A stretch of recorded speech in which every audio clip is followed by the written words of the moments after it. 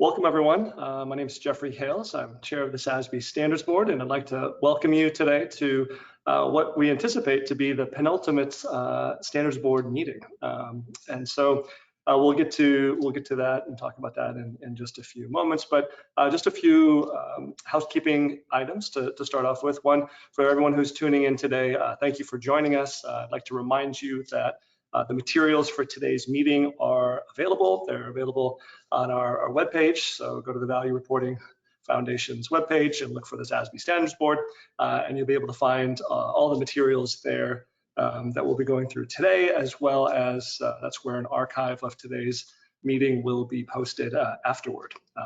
And as a general reminder, this is a public meeting, but it is not an interactive one. So we do invite you to submit comments and questions throughout. But we won't be able to respond in real time. And as a general reminder as well, we always invite you to submit comments and questions anytime, and you can do that by going to our website and go to the Contact Us page, and also watch for public comments as well there. So with that, let's go ahead and go to the next slide. And I'd like to check in with my fellow Standards Board members and make sure that everybody is here and that they are able to be seen and also be heard. So we'll ask them all to turn on their mics. I'll actually go through in reverse alphabetical order today. We'll start off with Mark Fasten. Oh, that's took me by surprise, Jeff. Nice to be here. Good afternoon, good morning to everyone. Mark's used to being one of the last ones to be called on, so have to keep them sharp. Stephanie Tang. Hello, good morning and good afternoon, everyone. Welcome, Stephanie. Suzanne Stormer. Oh, we don't hear you yet. Sorry, good afternoon from Denmark and good morning to those who just started their day. Pleasure to be here. Thank you, Suzanne. Mark Siegel. Hi, good day, everybody. Hey, Mark. I believe Elizabeth Seeger is unable to be with us today. She sends her regrets, but she has weighed in and reviewed the materials as she typically would. So appreciate her involvement. Dan Gelzer. Good morning, good afternoon, everyone, and thanks to everyone who's observing the meeting. Hey, Dan, good to see you. Lloyd Kurtz.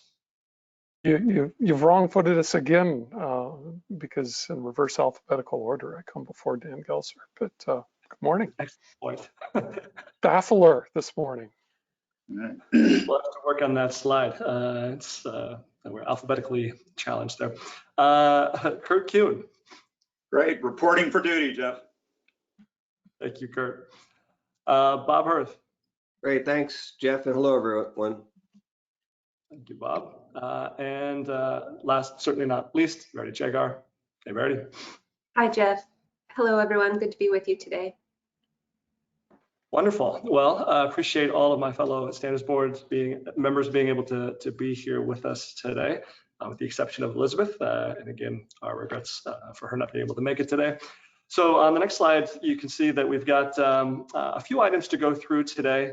We'll go right into the agenda actually and look at that. So we're going to have two major portions to our meeting today. The first one will start off as we typically do with an overview, just talk about some of the activities that have been going on with the SASB Standards Board, but also with the Value Reporting Foundation more generally, and also with, of course, the plans to consolidate into the IFRS Foundation. So we'll spend some time there, and also talking about the projects that we have ongoing and what the plan is there, updates at a high level there. But then we'll have three particularly more detailed updates on projects. And so we'll be going over raw materials sourcing in Apparel. That project is getting close to being finalized, so we're going to get an update there and have a last little bit of discussion on that. And then we're going to also, in the second half of today's meeting, have a discussion for a project on plastic risks and opportunities. That's one where we've been trying to drill down a little more on what we mean by single-use plastics and what the opportunities and risks there might be for chemicals companies. So we'll be getting an update on that project. And then the last project that we'll be going over is our project on content governance, and that's one where we're looking in particular at internet media and services companies, and so we'll be getting an update on that as we're moving towards preparing a proposed update to the standard for the internet media service industry. So with that, I'll go ahead and pass it over to Brian Esterly, who is going to give us an update from the perspective of the Value Reporting Foundation. Good morning, Brian. Fantastic. Thank you, Jeff. Greatly appreciated and very pleased to be here with you and all of the board members as always. I'll share a brief update, really more of an organizational update, and I think we can just dive right into it here, starting on the next slide.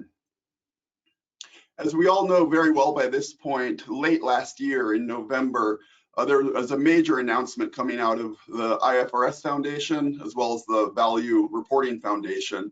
That was on the IFRS Foundation's decision to formally establish the International Sustainability Standards Board, the ISSB. Secondly, to consolidate the organization with CDSB as well as the Value Reporting Foundation, so including the SASB standards as well as the IR framework. And then number three, some actual technical work was produced and publicly released by the Technical Readiness Working Group to enable the ISSB to get off to a very quick and efficient start in their standard setting work. So an extremely major announcement late last year. We're all very familiar with it at this point. We thought it would make sense to take a quick minute to walk through a few more specific updates. So first, on point number one, the formation of the ISSB, there's been very exciting progress where the chair of the ISSB has been named Emmanuel Faber. And secondly, the vice chair has been named Sue Lloyd, the former vice chair of the IASB. And then also importantly, Janine Gilliatt, as we all know, the CEO of the Value Reporting Foundation, was appointed to be a special advisor to the chair of the ISSB. So exciting progress there, and the trustees of the foundation are continuing to actively recruit and interview and expected appointments for the ISSB in the not too distant future for the remaining board members. Secondly, in regards to the consolidation with CDSB and the Value Reporting Foundation, the consolidation with CDSB was completed about a month ago, and the consolidation with the Value Reporting Foundation is on track and scheduled to take place on June 30th of this year. This has been extremely active and a high priority. It goes without saying for the Value Reporting Foundation as well as the IFRS Foundation, and we're very actively and intensely focused on this pre-merger phase, and really the best way to bring our organizations together to enable the formation of the ISSB. Number three, I'll share a few comments on the technical work taking place under the direction of Emmanuel and Sue. And if we can jump to the next slide. As a reminder here, the Technical Readiness Working Group last year invested a lot of resources and time into developing two prototype standards that included the climate prototype and the general requirements prototype. What the ISSB has done at this point, again under the direction of Emmanuel and Sue, has picked up these prototypes, continued to develop and refine them, and what is expected is to release them as exposure drafts for a public comment period in the relatively near term, expected to be in the first half of this year, maybe even within the next month or two here.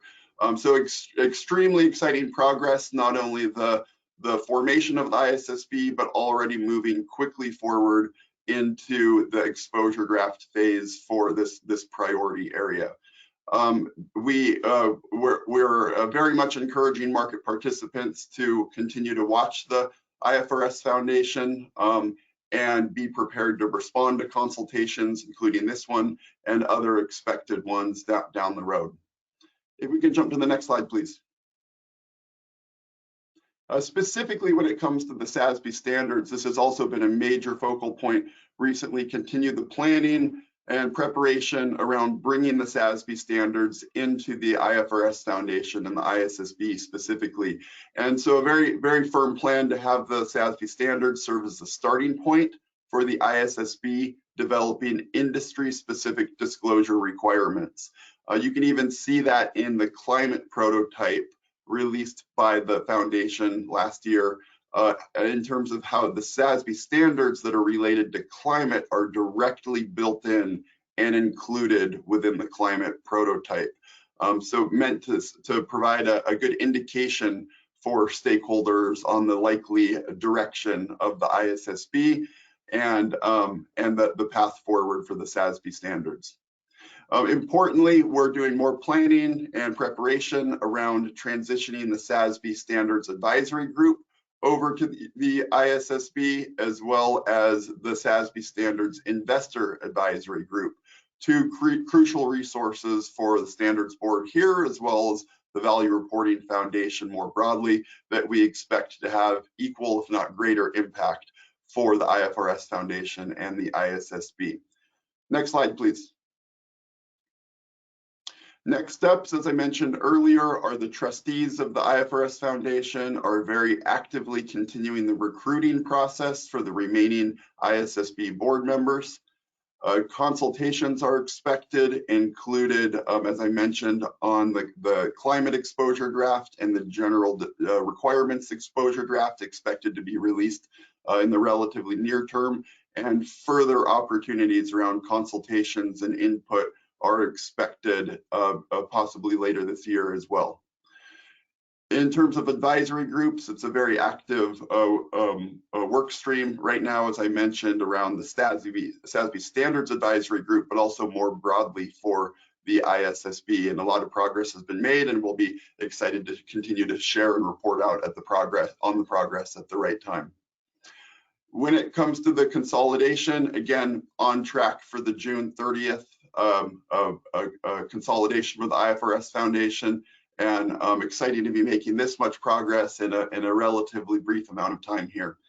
Another major area is the multi-location approach for the global footprint, acknowledging that the decision of the trustees of the foundation has been to have a multi-location model across some key markets around the world to enable the ISSB's work. Next slide, please. In terms of advice to preparers as well as investors, we very strongly encourage the continue to applying the IR framework and the SASB standards, to continue to use the IR framework and the SASB standards in your reporting. There's a clear message coming out of the IFRS Foundation on that as well. So we want to be as clear as possible here that this is strongly encouraged and will do nothing but put preparers in a better position to be able to not just be prepared to implement standards coming out of the ISSB in the future, but even to engage and provide input in the standard setting process as it continues to develop here. We also encourage stakeholders and preparers especially to review the prototype standards that were released last year. Again, they give a good sense of direction of travel for the exposure drafts and would put one in a better position to be able to respond and provide input in the comment period phase. And then more broadly, plan to engage with the ISSB technical staff around its standard setting work, its standard setting priorities, the SASB standards specifically, and the use of the SASB standards in the ISSB's due process moving forward. So all very big, very exciting areas. We're thrilled to be making this much progress in a short amount of time to really play a major role in the launch and the initial work of the ISSB and directly bringing the SASB standards, including many of the projects on the board's agenda, including a few that will be discussed today, over to the ISSB. So very good news overall. And we're just excited as this area continues to take shape and develop. I'm happy to take any questions. Otherwise, more than happy to just move on to Lynn and really get into the bulk of the meeting today. Thanks, Brian. That was very helpful. I'm sure everybody appreciated that listening in today. I thought I would just reiterate the advice on this particular slide.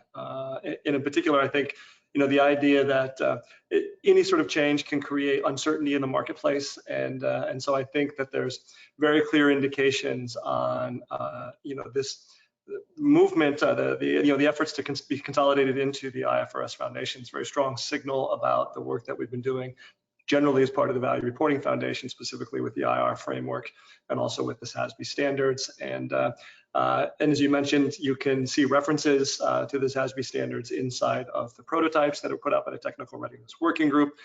You can go to the IFRS Foundation's website, and where they talk about sustainability activities there, you can see very clearly they're suggesting there that companies should continue using the, not only the value reporting framework's guidance, with the IR framework and also the SASB standards, but also CDSB's guidance as well. And so, I think there's strong signals there to the marketplace. So, in the face of what can seem like uncertainty, I think there's a lot of reassurance there. And so, kind of stick with continuing to implement the best guidance that's out there. And then I think the other three bullets here are all really helpful and can't really be overstated, in the sense that I often tell those who are interested in engaging with standard setters that timing is everything, and so you don't want to offer your opinion just after an update to a standard. It's too late in some sense. We have a process that we go through. It's not just the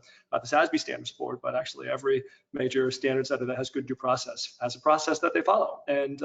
And so when something is on the agenda, that's a great time to weigh in on that thing. When agendas are being formulated, that's a great time to help to shape where the activities go. So I think this is just an incredibly important time, and for those individuals and companies, the investors that are out there that want to engage in this process, now is the time to do it, and it's a really exciting time as well. So appreciate you giving the update there, and hope everybody who's listening in does take this to heart and engage in the process. Perfect. Thank you, Jeff.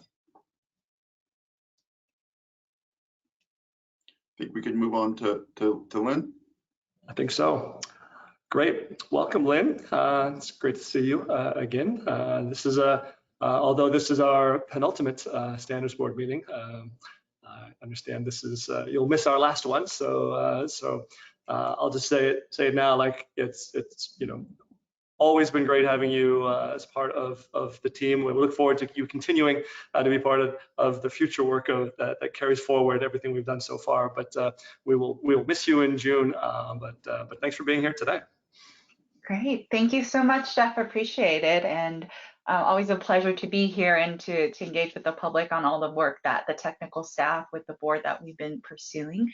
And in the next couple slides is, while Brian has shared our forward-looking, what's coming up next, it still continues that the technical staff, as well as with the board, we are moving forward on our current portfolio and body of SASB standards projects. And part of the advancement of the SASB standards to the ISSB is also on how to incorporate the updates and research that has been done so far on our projects, as well as to continue to further advance them under the new ISSB board. So staff here continues to move this along with the SASB standards board. And today, our meeting will focus on the three items you see marked with the red bars: the plastic risks and opportunities, content governance, and internet media and service industry, as well as our raw materials sourcing projects. There are 3 of the 7 current active standard setting projects that we're moving forward and looking to continue to develop to next milestones, whether exposure drafts or final standards updates. We did want everyone to be aware we are still doing active work on all the other research projects, as well as standard setting projects that you see on this slide, and have plans on transitioning these to the ISSB. So if we go to the next slide, a quick overview for those in the public, especially thinking as you are thinking about timing and engagement with the staff and the board that Jeff just mentioned, I wanted to highlight this set of projects really in the next 3 months as we head towards June. It's a big focus and engagement time with the staff and board. So one is around raw material sourcing and apparel. Will be discussed today in a little bit. We're working towards the final standards update. So really staff and board continue weaving in outstanding issues from that we heard during public comments to develop the final update. And then for the plastics content governance, as well as our alternative products projects, staff is working on developing an exposure draft based on consultations and research.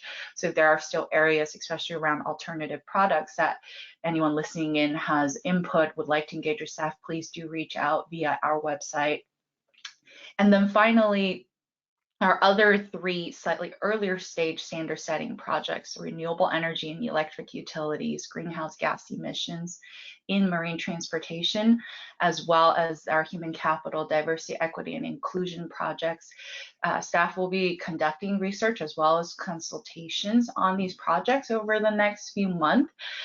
Please do subscribe to our project alerts as well as the standard setting digest on our website, so you can see the focus areas of research that staff is looking for, and definitely encourage folks to engage in this next period as we continue to move these projects forward. So with that, just want to point people to that we do have the link on the bottom, our current project page. It's always the most up-to-date information on where things are, and we will continue to keep everyone updated on how these projects progress and also transition to the ISSB going forward. But at this point, we can go forward, and then we will go ahead and, unless Jeff, you have additional comments, we will go into our first project session then on raw material sourcing in apparel. Thank you. I don't know if any of the other board members have anything that they wanted to comment on here. If so, they've got a second to do that, at least to make their comments known. Kurt, hey. Yeah, I'm just hoping maybe either Lynn or Jeff or even Brian, you guys could talk a little more about how this work will transition to ISSB. You know, we can't finish everything up perfectly. Everything's in a different state of completion. So, you know, maybe just a little more in depth about, you know, we know what we're trying to do through the middle of this year, but then how does that process move going forward? I know, Jeff, you guys have been working on that quite a bit. Yeah, thanks for the question, Kurt. The way I think about this is that you know, this is not the decision about what final things to do and something that is ending, but in fact, you know, part of bridging to a new organization. And so we have been, as Brian mentioned, doing a lot of work with the IFRS Foundation and with the chair and the vice chair of the ISSB after they've been appointed to really help with that transition. And as we know, like the staff of the Value Reporting Foundation, including our research team, is moving over as part of that consolidation. So there's a big effort toward continuity, generally speaking, but also really trying to not waste any time or opportunity. I mean, one of the things that we've heard from the ISSB is, you know, to give them the best possible product that we can. And so there's really no point in us stopping, you know, things that we thought were important and that could improve the standards directly or what we know about the standards. And so the work streams that we have are really meant to get as far along in terms of improving where we think there are opportunities to improve the standards as we can get to capture any knowledge that we have been gathering for potential updates to standards, and then get that into a place where, one, the public can see and understand what, you know, to the extent that we've come to some initial tentative conclusions, and then keep that so that we can all pass that along. You know, what the ISSB does next is going to be subject to, you know, agenda consultations. The board not yet fully seated will have the responsibility of making those sorts of trade-offs and choices. But we're really trying to move things as far along as we can, and we will, I believe, finish some of these projects and then get others pretty far along, actually, in a way that will make it easier to be taken up later on. Lynn, anything you wanted to add on that? No, that's all good. Thank you, Jeff. Thanks, Kurt. Mark? Thanks, appreciate it. Great update, guys. One thing that we didn't touch on in the ISSB part was that I think I still hear confusion in the marketplace about is what the EU's initiatives are with respect to their standard setting and their regulatory authority, and distinguishing between what ISSB is doing and what the EU is doing. And in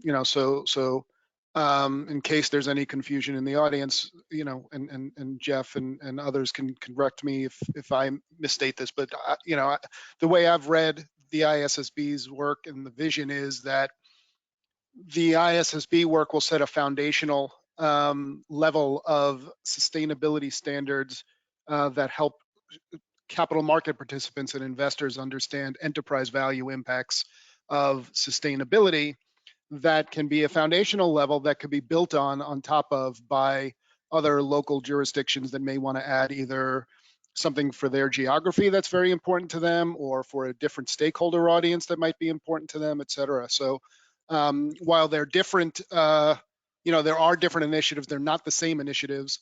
There is a hope and a vision that the ISSB level will be sort of a foundational level of globally consistent sustainability standards for enterprise value. Thanks, Mark. Yeah, that's a really great point. And maybe just on that, in terms of the prototype work, for example, and how that is moving towards that, I would just comment that with the two prototype standards, a lot of emphasis is on the climate prototype, but there's also the general requirements prototype. And general requirements maybe isn't the catchiest name, but it's actually a pretty important document. I do encourage everyone to look at it. And part of the reason why it's so important is it lays out what the goal is, the scope of reporting that would be anticipated to be taken up by the ISSB and their standards. And so you can think of it as really laying out the requirements that companies that want to say that they're following future ISSB standards would need to be in a position to say that they are reporting on all of the financially material, environmental and social issues that they are facing, and the governance over those issues. And so, really, sort of like it's a very broad in scope standard. And so in that respect, like, quite important. The climate is of course getting a lot of attention because it's one of the topical issues that the first topical issue that's being addressed. But the general requirements one is not restricted to any one topic. It is generally speaking about how companies can and should be reporting on their material sustainability issues. And so just to make sure that that's clear as well, but that's part of what in doing that can then serve as a basis for the regional and jurisdictional efforts that are ongoing, that are going to be layering on top of what we see as hopefully a baseline set by the ISSB standards. Great. Unless there are any other questions, I guess we can. We have. Maybe Mark teased us there for a moment, but yeah. There you are. No, sorry, Jeff. I was actually just going to add to the European discussion that you just had, that maybe to add that also on both sides, sector standards are part of the equation, right? So also in the European setup, industry sector standards are really part of the architecture of the European standards. So that's that's where I hope the building block approach will come together as well. So Mark, is that a recent development? I had not heard that. No, it is actually so there is a working group that is preparing the work for AFREC as a standard setter. And Suzanne will talk to it because she's a member of it and actually sharing the sectoral work. But it's called the Project Task Force, and that Project Task Force has issued an architecture for the European standards, and part of that architecture are industry-specific standards. Okay, oh, that's great to hear. But maybe Suzanne wants to add to what I just said. I would be happy to, and I don't think that we should let the European standard setting hijack this meeting, but of course it's super relevant and important, and thank you for your question and for pointing it out. So yes, to build on what Mark said, the architecture has a number of sector agnostic disclosures that are topical, and then building on a conceptual framework. And then under the agnostic disclosures would then be industry specific disclosures, and finally room for any company specific disclosures if companies so wish. And on the sector specific, what we have done there is to really take our point of departure in the SASB standards, so that we ensure that whatever is released in the European standards will include the existing SASB standards. So the message to reporters who already report against SASB is you can safely continue to do that, because these would be incorporated into European standards. Then likely European standards would have additional disclosures that would be for a next iteration. And the sector-specific standards will be coming out after the entire architecture has been launched. So obviously a lot of work going on, as we all know, knowing SASB standards. We have close to 1,000 disclosures, and we have been matching these with the ways of organizing under the European approach with so-called NACI codes about companies' activities. Yeah. So diligently, we have made sure that SASB standards will be the foundation. Yeah, that's great to hear, Suzanne. If there's any recurring theme I hear talking to CFOs and others around this, is that they just wish for and hope for alignment across all the various standards. And so that's great to hear that the basic concepts and basic approach that SASB's been working on will be reflected across a range of outcomes going forward. So thank you.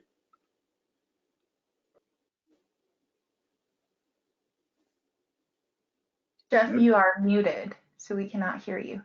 Sorry, I was just seeing if everybody could read lips. So I was just saying thanks to Kurt and Suzanne and Mark for the comments there. Very helpful, interesting discussion. And you know, I actually think of that a little bit as being about the requirements, but the other part of this is, of course, like what are we hearing from the marketplace? And I continue to hear from investors that SASB and TCFD are really important to the decisions that they make. And so that's another thing for companies to be thinking about as well. Remember that. So. Lynn, thank you so much for giving us that overview this afternoon, depending on where we are. So we'll go ahead and move to the next part of our agenda. So this is the raw materials sourcing in apparel project, and for that we have Taylor, and those of you who remember our last meeting, we're in the midst of GoToWebinar general issues. Taylor, I think, got the brunt of a fairly widespread problem. So hopefully we are in a better position today. So Taylor, welcome. Thank you so much. Yes, hopefully we have smooth sailing for this portion of our presentation. Thank you, Jeff. So today I'm going to be providing the Standards Board with an update on the raw materials sourcing in apparel project. And I am also supported by Kirtana Anandraj, who's an associate analyst who has been helping out with some of the research on this project. Make sure I can, yep, looks like I have control of the slides. So to ground everyone, we are focused on the raw material sourcing disclosure topic in the apparel, accessories, and footwear industry. And we initiated the project based off of market input that suggested that the current metrics provide insufficient guidance that may lead to inconsistent calculations and less comparable disclosures. We also identified an opportunity to improve the completeness of the underlying metrics of this topic and further align the metrics with existing industry approaches. And the focus of this project is the 2 metrics associated with the raw material sourcing disclosure topic, and I will talk more about those in a moment. So, see if I can advance the slide. There we go.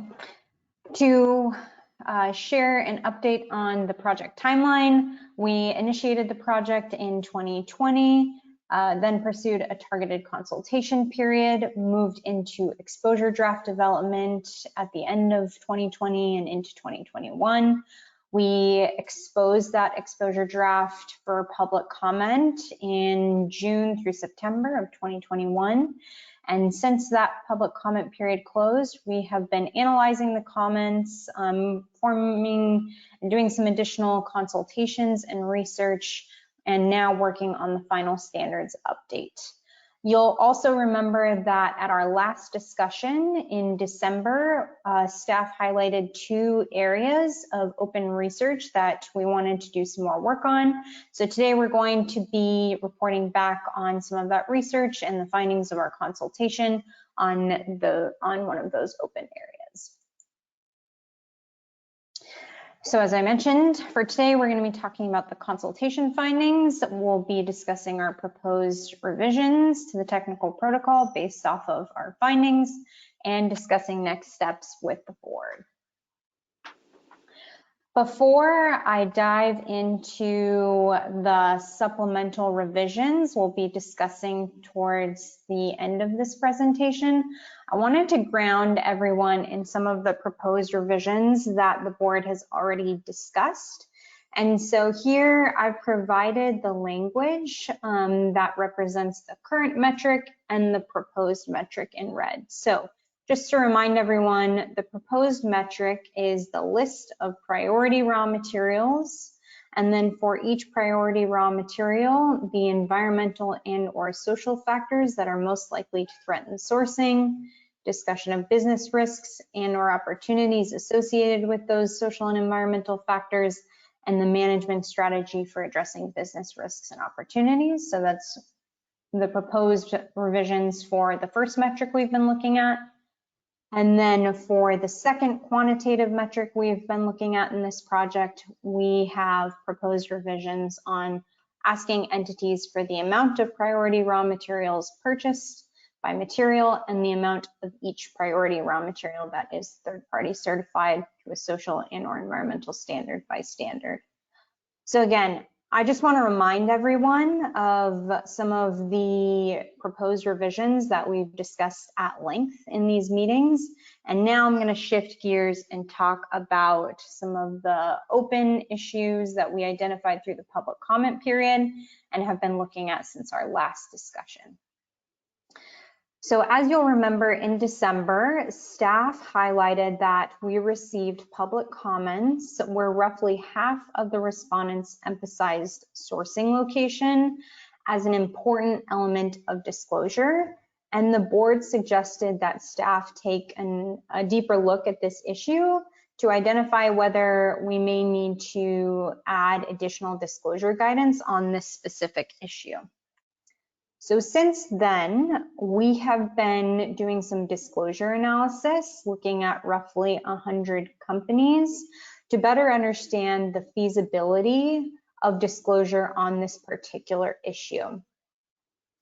We've also been speaking with some companies, investors, and subject matter experts to understand if there's information on this particular issue that is feasible and cost effective for companies to disclose on, and also useful for investors in their investment decision making. So what we've heard from investors is that this information on sourcing location and country of origin is useful and of interest in furthering their understanding of risks associated with sourcing. However, investors identified and sympathized with companies as they recognize that this can be quite a challenge for companies to achieve traceability at this level of the supply chain. And from companies, we learned that there are some apparel companies in the industry that are able to trace their materials to the farm level, but most are unable to do so due to the complex nature of the supply chain. And that is due to reasons like materials getting mixed together, which can hinder traceability, and that many companies rely on external vendors or agents to source materials, which complicates the process of tracing materials. In addition, the companies we spoke with suggested that there isn't a good technology to facilitate traceability at scale at this time. From subject matter experts, they echoed what we heard from companies and emphasized the difficulty associated with traceability. They also highlighted this issue as a priority for companies in the industry. So while companies are still finding it very difficult to accurately compile this information, it is clearly a priority and interest for the industry and companies within it to achieve and make progress on. In addition, they suggested that some companies may be apprehensive to disclose this information due to the reputational repercussions. Some subject matter experts recommended that we clarify key terms, and there were some recommendations made to suggest that the technical protocol make more references to key frameworks. Overall, in our discussions with stakeholders, staff didn't learn of any new information or new solutions that would significantly, or that would suggest significant changes to the proposed revisions. So where we have landed is illustrated here on the left-hand part of the slide. And ultimately, we think these minor supplemental revisions build upon the draft language that was exposed to the public in June 2021 and ultimately do not represent a significant shift in terms of guidance. We aim for these supplemental proposed changes to address investor interest by helping drive more detailed disclosure on traceability to Tier 4 suppliers and country of origin. And just as a reminder, these are the only supplemental revisions we would propose that the board consider, so there wouldn't be any additional revisions proposed to the topic summary or the quantitative metric.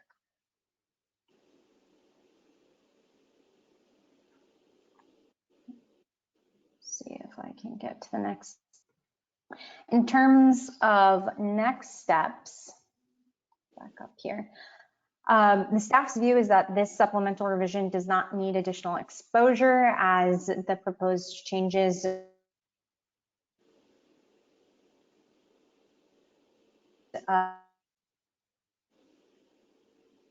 resulted in a significant revision and would require additional public comments. And we hope to proceed with preparing the final standards update in the first half of the year. With that, we're interested in understanding the board's perspective on these supplemental revisions and would love the board's view on whether you think there needs to be re-exposure of these additional revisions to receive more public comments on this.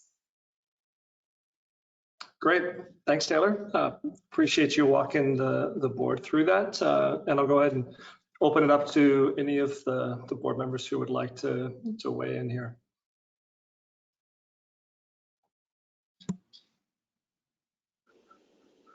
Hey, Dan. Yeah, thanks, Taylor. Thanks for that presentation and for your work on this.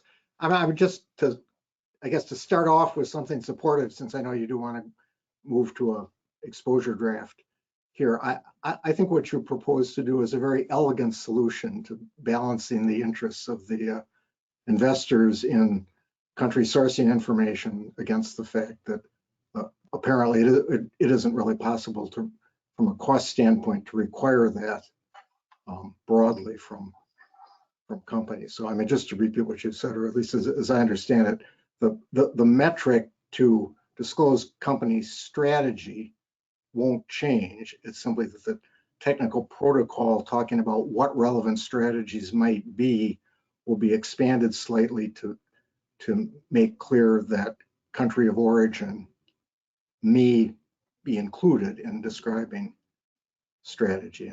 To me, that's kind of a flexible approach that if this information, or as this information becomes more available, companies are encouraged to include it in their description of strategy. But again, it isn't mandated.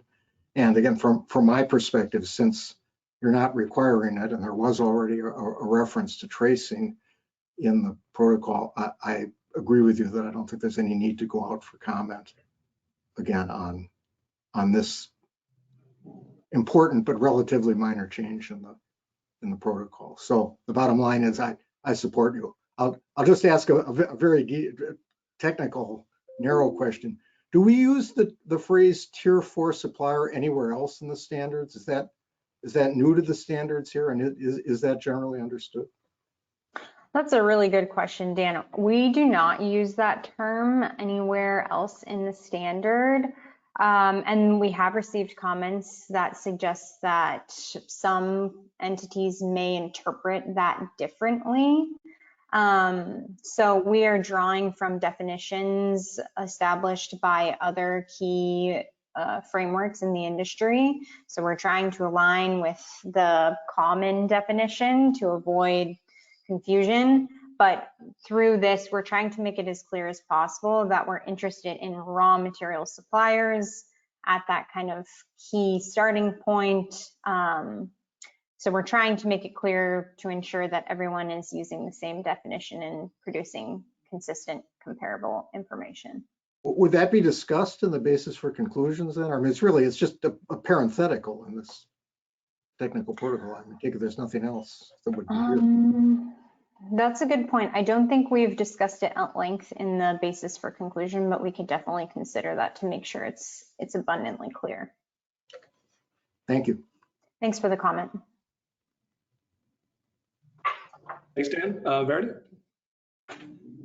Well, I guess I want to echo Dan's support. So overall, I agree with your supplemental revision and agree with your position that we don't need to re-expose that additional revision. And I think it's a case of investors not always getting what we want. So we'll just have to live with that and see what happens over time. Just remembering some of our discussions and some of the other contextual developments that happened in terms of raw material tracing. There have been campaigns in other sectors. I'm thinking of the tech hardware sector, which did a lot of work, especially some large companies did a lot of work to try to trace critical minerals. And some of that was promulgated by regulation, and some of that was promulgated by human rights campaigns to understand materials coming from the Democratic Republic of Congo and other places. And it's just so hard and took many, many years and a lot of competitor cooperation. And so perhaps this is, a chance where the industry might see more cooperation and be able to help each other out in collectively sourcing some of this and using their brand power to work with their suppliers to get this kind of information supplied on a more regular basis going forward. But for now, I agree with Dan's comments that this is a good solution and acceptable. So thank you for your work. Thank you, Verity. Thanks, Verity. Over to Mark Siegel. Just to pile on and agree with what's been said so far. I think this is a great example of the staff doing a great job of getting good input from all the different kinds of stakeholders and then trading off different costs and benefits of how to do it. I also agree with Dan and Verity in the way that you have added to the technical protocol makes it such that this is not a requirement, but effectively an encouragement and a signal to the market that the market deems this information to be important. And as it becomes more available and you're thinking about disclosing the strategies that are required by the standard, that those strategies could include a list of countries. So I think that that's a good signaling mechanism. And because you did what you did and the way that we have done it, I agree 100% that we don't need to re-expose. This is not responding to any new information. In fact, it's responding to market feedback that we got in the comment period. And I think that that is exactly what we're supposed to do with in redeliberations. And so without new information that causes us to make these changes, I think that, I think that we're fine in satisfying the due process requirements. So thanks for the work. Mm-hmm. Thanks for the comment, Mark. Thank you, Mark. Mark Bassett. The other Mark.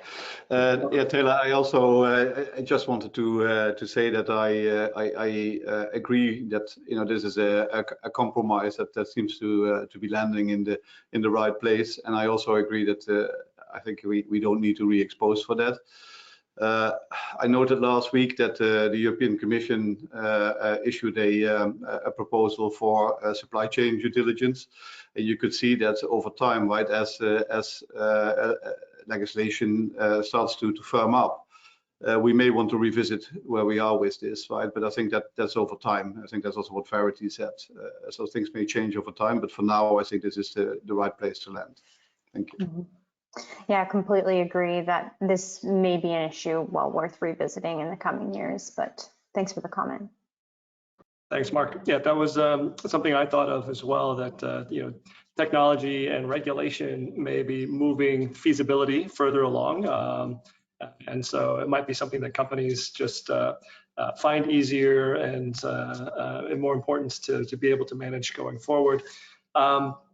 And so that might be something that we revisit. But I did also note, I appreciated that the language that you shared today was adapted a little bit, removing the map and focusing more on the list. I think making the disclosures as machine readable as possible is going to help them be integrated into get aggregated into the system, and so ultimately get used more easily. So I think that's a helpful thing. And then also the way I think of the need to re-expose, I think these are important changes, but in the context of all the changes that were put out in the original exposure draft, this is a relatively small part of what we were proposing as an update, and that in combination with, as several other board members have pointed out, that this is in response to the feedback that we've gotten, I think makes it makes a lot of sense to respond in this way. And I think that no one is likely to be surprised by these changes, especially since we've been discussing it today. And also that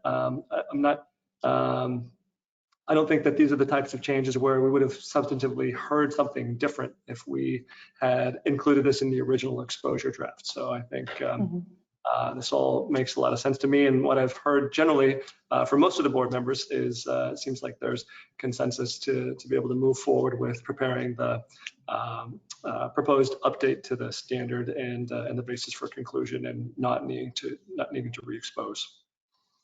Great. Thank you so much for those comments. We will work towards a final standards update. Did you want to talk about that at all? Were you going to comment on some of those next steps?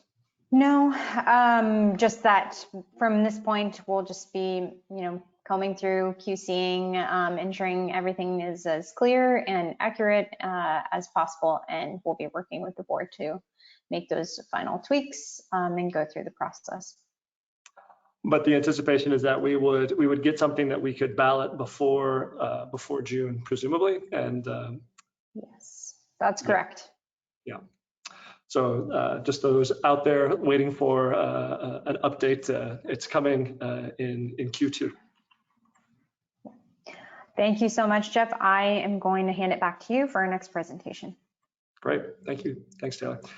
In fact, we have a break scheduled next. So we're going to take a 15-minute break. So what we will do is maybe take a 10-minute break and try to come back at, I think that's right. Is that right? Come back. Oh no, we have a little extra time. We're slightly ahead of schedule. So we will come back in 20 minutes at a quarter till.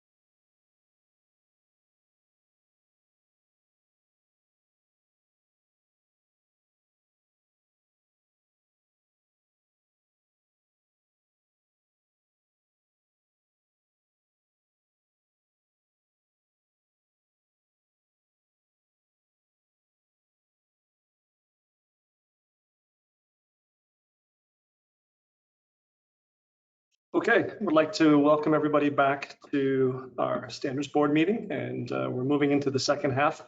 Up next, we have another standard setting project update, this one on the plastic risks and opportunities in the chemicals industry. And for that, we have Tori Yoshida with us. And this is Tori's, I believe this is your first time presenting at a standards board meeting, is that right? Yes, it is. Very excited Great. to be here. Well, we're very excited to have you here and appreciate the work that you've been doing on this project. So Tori, I'll pass it over to you. Thanks. Great, thank you, Jeff. So hello, everyone. My name is Tori, and I will be covering the plastics risks and opportunities in chemicals industry project for this session. Just like to note that this session will be more of an informational session for the public and the board for us to update on the key pieces of the exposure draft for this project. We currently do not have specific questions to the board during the session. However, we are interested in getting input from the board if there's any parts or issues that we should further pursue for this project. And lastly, we will have time at the end for discussions and also questions. But if you have any comments or questions during the presentation, please feel free to jump in. Okay, great. So this session has two parts. The first part, we will go over the proposed changes in the exposure draft. And the second part, we will be going over the findings of the key areas of research that stem from the board discussion, which we'll cover more in detail later on. And before we go into those two parts, I'd like to go over the problem statement, the project objective for this project. So the problem statement, so there is an increasing focus on externalities of plastic use, and that is influencing the regulatory environment and also shifting the customer demand. And these risks and opportunities are not fully captured in the existing pulp and paper and chemical standards, but we believe this is a financially material topic, and we believe it should be reflected. And the project objective is to evaluate if single-use plastic issues should be reflecting the chemical standard, looking at the whole life cycle impact, and also what metrics would be decision useful and actionable by the investors and chemicals companies. Also to note that it was decided on July 2021 board meeting to remove the pulp and paper industry from the project scope, which I will talk a bit more in detail in a later slide. And this is just a quick overview of the timeline. So for this project, this started in the third quarter of 2020.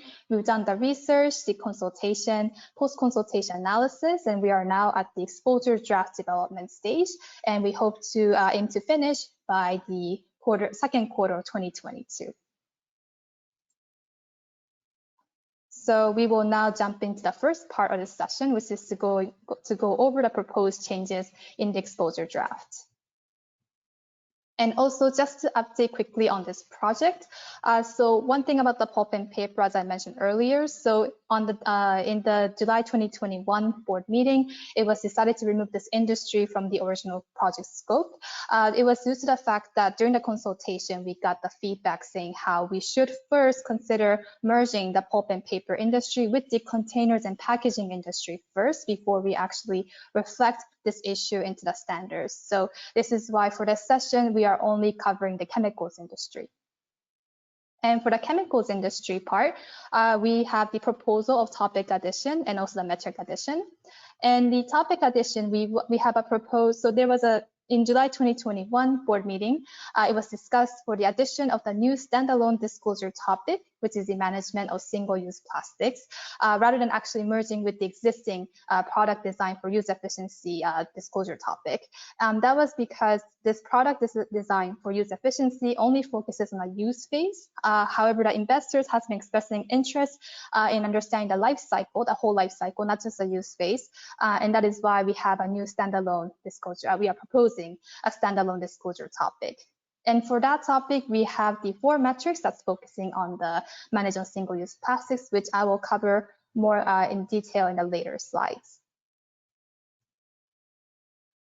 And just to ground us, everyone on this session, just so that we're all on the same page on what chemicals industry are or what chemical companies do. So as you can see, this is the plastic value chain. And as you can see, chemicals companies, they are the one who lie upstream here.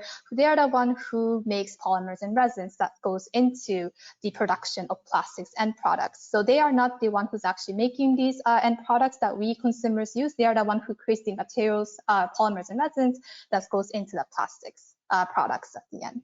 This is just to ground us so that we all know when we say chemicals industry, what we're talking about. And this is just to go over the quick summary of the single-use plastic management issue and how that affects the chemicals companies. So plastics products, there's an increasing attention on them these days on the environmental impact concerns with the end-of-life disposal and also resource consumption coming from the fossil fuels, using the fossil fuels mainly. That leads to the external pressure from the regulatory perspective and also the social and economical changes where it leads to the market demand shift. And which at the end leads to the influence of the chemicals companies on the risk and opportunities side, where there could be a risk of declining demand, or there could be a regulatory risk or fees. But at the same time, the chemicals companies can create an alternative solution or better products, or can meet these demands. They can generate a new market opportunity for their business. And since now we understand the management of single-use plastics issue, we will jump into the proposed metrics for this management of single-use plastics. So this is for the disclosure topic of the management of single-use plastics. And as you can see, we have 4 metrics, and 3 of them are quantitative, and 1 of them is qualitative discussion analysis metric. We will go through each of these metrics one by one, talking about what this metric is about, what is the purpose of the metric, and also what is the background behind how we came up with these metrics. So the first metric, which is the percentage of revenue from products sold for use in the manufacture of single-use plastics. So this is for the purpose, this is for the investors to understand the actual corporate exposure of the chemicals companies to the dynamic developments associated with the management of single-use plastics. So chemicals companies that cannot or that fail to develop products or services that can meet the changing regulatory trends or any market demands, they would be at the risk of lower volumes or at loss of market share, which will lead to impacting their revenue, and revenue is also a key channel of financial impact. So this is for the investors to understand the situation, the status of the exposure of the chemicals companies associated with the single-use plastics. And going to the second metric is percentage of 1 revenue, 2 research and development expenditure, and 3 capital expenditure associated with products and/or business activities which are intended to reduce the environmental impacts associated with single-use plastics throughout the product life cycle. So there are 3 parts to this. So the first part, the revenue part, this is for the investors to understand the chemicals companies' position to capitalize on potential opportunities that is related to the single-use plastic issue. And the second and third part, which is the R&D and also the CapEx, is to understand the financial commitment and also the strategy direction associated with the environmental impact associated with the single-use plastics for the chemicals companies. And as we all know, so revenues, R&D, and CapEx are key channels for financial impact. And to just cover a little bit about this background behind revenue, so revenue-wise, so companies that can meet the regulatory changes or market changes, demand changes, they would have potential for higher revenue, market share, and price premium. So this is also one of the good indicators for the investors for decision usefulness. And also the R&D and CapEx, this is mainly for development of new products or businesses or services for the companies. And these 2 were actually mentioned by the PRI Ellen MacArthur Foundation Engagement Guide Notes. And just to briefly note on this PRI Ellen MacArthur Foundation Engagement Guide is that these 2, PRI and Ellen MacArthur Foundation, are one of the 2 key organizations that are pursuing this plastic issue topic in the industry. And they created an engagement guide for investors for them to understand first the overview of the plastic issue, and also what are the key engagement topics or key questions that they could ask when they engage with the companies in these plastics industry. So this there is already this existing existing guideline and guideline here already in the market. And within that talks about reporting of the R&D and CapEx. So we have also taken this into consideration, since that we can align with the existing guideline, and that will help the reporting burden for the companies, and also we can harmonize the disclosure efforts. So that is also another reason we have here the R&D and CapEx in this metric. And going to the third metric, this is about the raw materials. So the percentage of total raw material consumption using the manufacture of single-use plastics, which is 1, virgin fossil fuels content, 2nd, recycled content, and 3rd, renewable biomass content. So this is for investors to understand the chemicals companies' positioning to meet the regulatory demands, and also for their positioning of helping the customers meet their targets. So for the regulatory side, some governments have been mandating to incorporate certain levels of recycled plastics raw materials into plastic production. So for chemicals companies that are in these jurisdictions and that are not incorporating recycled plastic raw materials, they will face some regulatory risks. And going to the customer side, so some customers such as Coca-Cola and Pepsi, they have pledged to use recycled materials for packaging. So this is more from the chemical company's perspective. The market demand is shifting, it's changing. They will need to be able to meet this new demand of being able to provide recycled materials into the packaging. So that is something that the chemicals company would have to start abiding to or meeting these demands. And lastly, this was also a topic that was mentioned at the PRI and the MacArthur Foundation engagement guide, that they have flagged that this could be an area for possible engagement as well between the investors and the companies. So we have also added, we thought this is also a good metric to have for the investors and companies to communicate and understand the exposure of the single-use plastics. Sorry, not single-use plastics, but the raw material consumption. Apologies. And we will go into the last metric. This is the qualitative metrics. So this is about the discussion of the business activities intended to reduce the environmental impacts of single-use plastics for each key phase of the product life cycle. A, upstream production, B, use phase, transportation, and C, end of life. And the purpose for this metric is to provide more insight to the investors on what kind of environmental impact mitigation activities associated with the single-use plastics these chemical companies are working on. And also it is to enhance the completeness of the disclosure, so that the companies that couldn't fully or appropriately express their current activities or what they're up to with this mitigation of single-use plastic activities, they would have a space here in this metric to actually discuss or talk about or share their stories on their current activities. And it's also for companies that are not currently working on these, but they have a goal or target, or they have an initiative that's starting. They could also, we hope that they could have a chance to talk talk through in this disclosure metric here. And this, this is all the updates regarding the proposed topic and also the metrics for the single-use plastics management. And we will go into the second part of this session, which is to go over the findings of the key areas of research. So going to the next slide. So the areas of research that stem from the board discussion, and that we decided to investigate further into these two areas of research for us to further guide the foundation of the proposed metrics. And just to go over really quickly, one is refining the definition of single-use plastics. Second is the appropriate terminology for companies in the chemicals industry. And I will be going through one by one in detail in the next few slides. So starting from the first one, so refine the definition of single-use plastics. So what we wanted to do here is I wanted to make sure that the definition that we have for the single-use plastics is aligned with the existing definitions and regulations, disclosure or guideline efforts, or any other industrial terms that's already out there. And also to make sure that the definition is internationally applicable. So with that said, we have done some research and came down to these three main sources that have explicitly defined single-use plastics in their documents. One is the EU directive. This is the actual ban that they had for the single-use plastics in EU.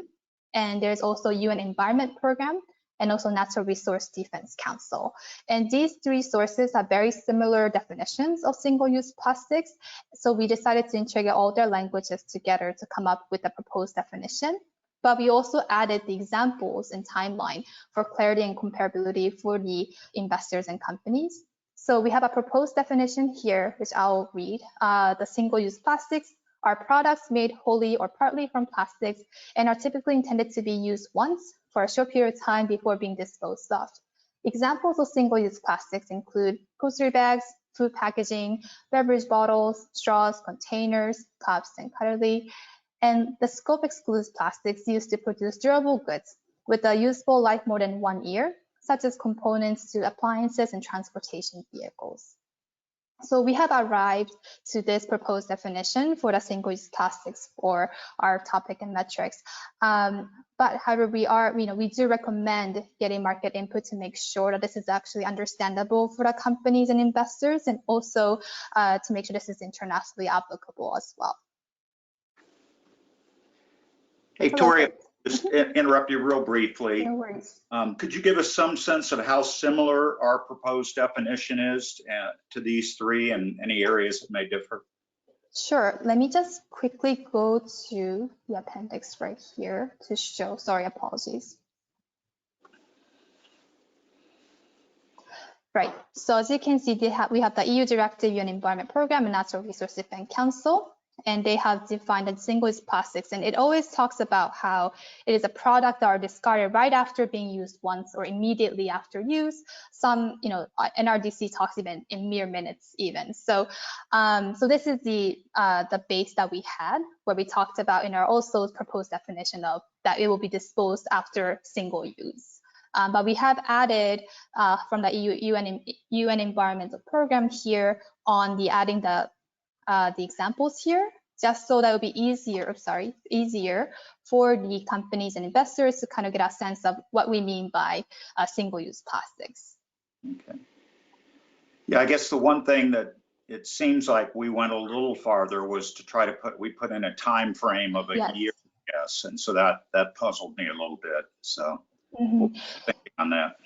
Right, exactly. We just wanted to make sure, just so that, because there's just so many types of plastic products that's out there, and that, for example, like cars or even like home appliances or like computer hardware that uses plastics, we definitely don't dispose that very often, and that usually isn't the big issue that many regulations and a lot of the reports are talking about. It's a lot of the marine waste that comes from the plastic bottles that we drink from the beverages, or our shampoo bottles and such. So those are the type of single-use plastic that we are thinking of. But of course, this is where we want to make sure it is understandable, though. As you said, there's many ways to interpret. So we want to make sure this is, this is why we have a timeline in there.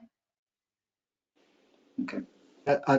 Tori, I guess sort of the same question that Kurt just asked. I was wondering if you could expand at all on what's really added by the exception related to durables, which doesn't seem to be explicitly in the other definitions.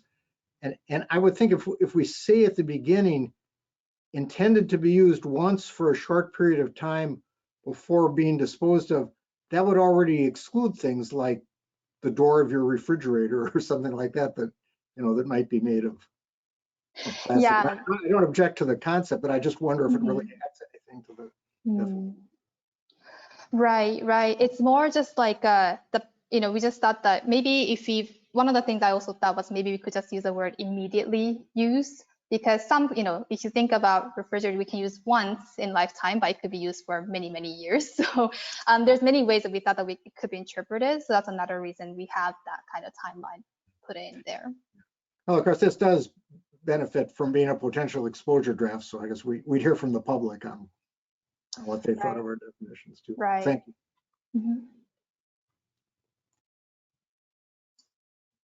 And now, Bob, do you have any questions or comments? Oh, I think you're muted. Thank you for the update, Tori. In the 4 items you've laid out, the percentage of revenue, the percentage of R&D spending, the raw materials metric, and the business activities, in the research you've done to date, have you found that there are companies that are already disclosing some or all of those? You're finding that companies are disclosing none of those? So we did do a disclosure analysis on the 53 chemicals companies that have reported the chemicals SASB standards in 2021. And just wanted to go back to that page of the 4 metrics that we're all on the same page here. So right, so from that analysis, we have not seen anything that is related to single-use plastics, but there are a lot of chemicals companies that talks about how they are trying to adjust their portfolios for the raw materials or their products being more biodegradable or using more plastics, using recycled plastics that they can retrieve from the ocean or retrieve from the landfills, so that they could actually make it more like a circular economy. So there are, I think, for example, like the metric number 3, I think there are some companies that already talked about, of course, not in a very much detail yet, but they talk about how they aim to do 25% of their portfolio, of that to biodegradable or more biomass content and such, but not necessarily much on the revenue or much on the R&D or CapEx. Great, thanks. And then your other comment about individual country regulation. Again, to the extent we've done it or not, how much specificity do we have of that? For example, do we have a listing anywhere country by country of single-use plastic regulation? Is that something that we might want to do, or we're just going to be mentioning? You mean, just to clarify, so mentioning the regulations in the exposure draft you're talking about, not in the metrics? Well, or? I'm thinking more in your research. You've indicated that there are different countries that are having different regulation. One of the things that we think about is this concept of internationalization, and that's applied in different ways. Do we have assembled yet the details of regulation by country when it comes to single-use plastics? We do have a report by the UN that outlines all the countries' single-use plastics related or plastics related regulations or fees or penalties that they are working on, and it is globally, global countries. Great, thanks very much. Of course. And I will go, Jeff, do you have any other comments or questions? Jeff, I think you're muted. Sorry, that's my thing today. I'm just going to try to mute myself. I was just going to check in with you to see if there was anything else you wanted to cover, or if we were going to open up, continue to have board discussion. We do have a second part, which I do want to cover the key findings of our research that we've done, the further investigation we've done on the definition of the single-use plastics and also the terminology appropriateness for the chemicals companies. So I will cover that briefly, and then we can jump to discussion. Perfect, thank you. Great, thank you, Jeff. All right, so I will jump into the second part, sorry. We are going to talk, we were about to talk about the refining of definition of single-use plastics. So as we said, sorry, we talked about that part. And then lastly, the terminology appropriateness. So this is where we just discussed about the disclosure analysis of the 53 chemicals companies, and only actually within that 4 of them explicitly use the terminology single-use plastics in their disclosure or their reporting. So we can kind of see here that the terminology, the single-use plastic itself, is a little bit distant from the chemicals industry, and as we can see from the plastic value chain too, which I'll show really quickly later on. And with that said, then can we try to make this terminology a bit closer to the chemicals industry, which is to try to connect the polymers, the resins, which is what the chemicals companies create or produce, to the production of single-use plastics. And just really quickly, as we saw this earlier in the introduction, but the plastic value chain, as you can see, the chemicals company, they lie upstream. They create the polymers and resins mainly from fossil fuels, and they would provide that to the plastic products manufacturing companies to create products that are made out of plastics that could be single-use plastics or non-single-use plastics, depending on their industries or the companies. And as we can see here, though, but the chemicals companies, there has been a lot of so the chemicals companies, they don't really create directly the single-use plastics of the end products. They create the polymers and resins. However, there has been an increasing attention to the chemicals industry on this single-use plastics issue and waste, because as it was demonstrated in the report done by 2019, 55% of the global total single-use plastic waste was actually produced by 20 companies active in chemicals industry. So this is a very relevant topic to the chemicals industry, but we want to make sure that we can try to use the right terminology for our metrics and topics so that it is something closer or more resonates with the chemicals industry if possible. So what we've done here was to create, apologies for that, was to research a bit on their polymers and resins. And there are 5 primary polymers that make majority of the plastics on the market. And as you can see, each polymer and resin, they create multiple end products and there's multiple end usage for the applications. So, and you can see for each polymer resins, some could be single-use plastics, some could be non-single-use plastic, could be both. So at the end, it may be challenging actually for chemicals companies to connect their revenue or spending for these polymers and resins, their businesses, to the actual single-use plastic products or even any end products in general. So with that said, we believe that from our research currently that polymers and resins terminology may not be sufficient for the chemicals companies to connect and to represent the association with the single-use plastics issue. And we currently think that maybe the single-use plastics terminology itself could be more appropriate, but we plan to get additional market input on this to make sure to evaluate and finalize on this terminology so that the proposed metrics that we have here are going to be cost effective for these chemicals companies to gather data and also comparable across the companies and also representation faithful so that these metrics that will be disclosed is going to be actually be connected or associated with the single-use plastics management issue. And what will be, so that concludes our research findings. And the next steps, we will be focusing on finalizing exposure draft and the basis for conclusion for the chemicals industry, which we hope to finish by Q2. And to the board, so this is from us, which is from us. Do you agree with the direction that the staff has proposed for this project? Or if there's any other comments or questions that we should further pursue, if you think, please let us know. Thank you.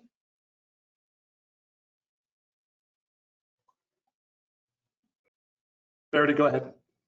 Thanks, Tori, for picking up on this project that was launched by Gail Glazerman, and you've done a great job scrubbing in here, and I'm really glad to see that we can advance this. And I wanted to ask you, in reference to the company research you did in terms of the 53 companies who have already reported to the chemicals standard, SASB standard, and having only 4 of those companies mention the term single-use plastics. I'm wondering about the neutrality of that term. And you did a great job at explaining some of the international references and regulatory references to that concept, which is really focused on eliminating waste. And even in some of those definitions you shared, they talk about types or examples of single-use plastics, plates and cups, and food wrappers, a lot of consumable things related to food. But we also know from this global pandemic that we might consider some single-use plastics good and helpful. And I'm thinking of single-dose vaccine syringes and the plastic wrapping they come in. And so thinking about trying to aim for a neutral standard where all companies could provide information that is useful and comparable. Where do you think, based on the feedback you've reviewed, where do you think it would be most effective to draw out that neutrality for the companies who might continue to produce plastics for vaccine use rather than disposable forks and knives? Would it be in adding something to our definition and referencing a certain type of disposable plastic that might be considered good by some people? Or would it be maybe more useful to draw that out in companies' R&D disclosure, which might talk about efforts to determine if biomass or other materials could be applied in healthcare applications? Yeah, thank you, Verity, for that great point. Very true that these kind of medical devices or healthcare products that definitely provides plastics, without it, it would be difficult for them to do anything with that. So, and we definitely don't want that to go away. And I think your suggestion of putting it into the R&D perspective, or like another description within the metric, even the first metric, even because that is just showing the revenue, percentage of revenue of the products going into the single-use plastics. I think just companies being able to provide some kind of explanation there, or in the other metrics, I think that would help the neutrality out a little bit, so that the investors could still get the data to see these companies are doing this, but at least they can still figure out, they could also decide what plastics are actually good and what plastics are actually bad, because the companies can decide on their own. They can also justify, for example, companies that provide bags, plastic bags for bread, say that we elongate the shelf life of bread. But that's also, is that it's equally important as the medical devices? That's another discussion as well, I think. So I think putting that discussion, as you suggest, as you mentioned, I think it's one of a good way to put the neutrality as well. Thanks. Thank you. So Tori, this has been very informative. There's a lot to unpack here. I think that this is just such a really big, important issue. It's a very challenging one as well. One way that I think about this is that part of the challenge is in figuring out like what is single use. And that to Verity's point, that's partly one of the reasons it's important to identify that is because that tends to be a major source of plastic waste. And from a business perspective, they have to understand the risks and opportunities there. And regulation does tend to be positioned around thinking. The thinking is very much in terms of like single-use plastics. So I understand why a chemicals company is probably thinking about this. I did find the analysis that you did very instructive, and I know I looked as well, and not even just in disclosures. It's very hard to find any chemicals companies actively talking about single-use plastic. They talk a lot about plastic risks and opportunities, but they tend to not use the term single use. And from what I noticed, and it sounds like that's reasonably consistent with with your disclosure analysis. So it seemed like that is a real challenge, and yet so I appreciate the direction that this seems to be going in, and trying to understand terminology that would resonate with the industry as well.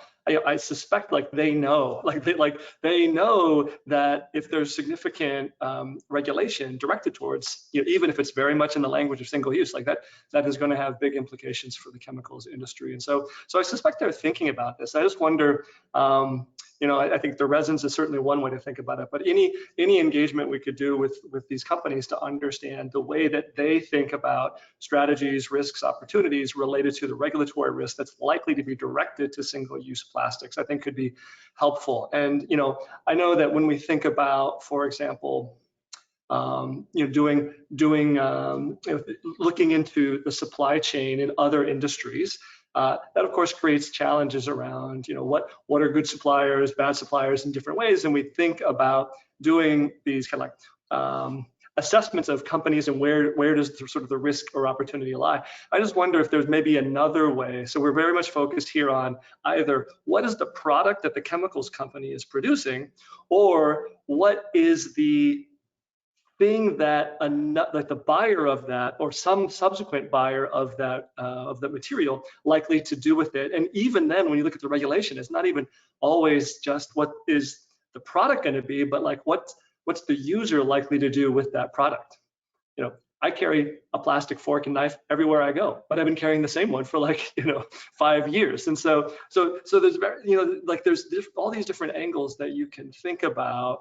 And I wonder whether companies might be thinking a bit about the types of customers that they have, and couldn't they characterize their customers? I mean, they might be able to say we know that we sell a bunch of product to customer A and customer B. Customer A doesn't entirely produce things that would be regulated by single-use plastics, but maybe a lot of them would fall under that type of regulation, and that might be something that they track. So I just wonder if that's maybe one, like an additional way we could think about this, is thinking about the types of customers. And but I think the bigger point here is probably can we engage with companies to understand how they manage the regulatory risk around this, as well as I think the broader issues that often are captured that are the drivers of the regulation in the first place.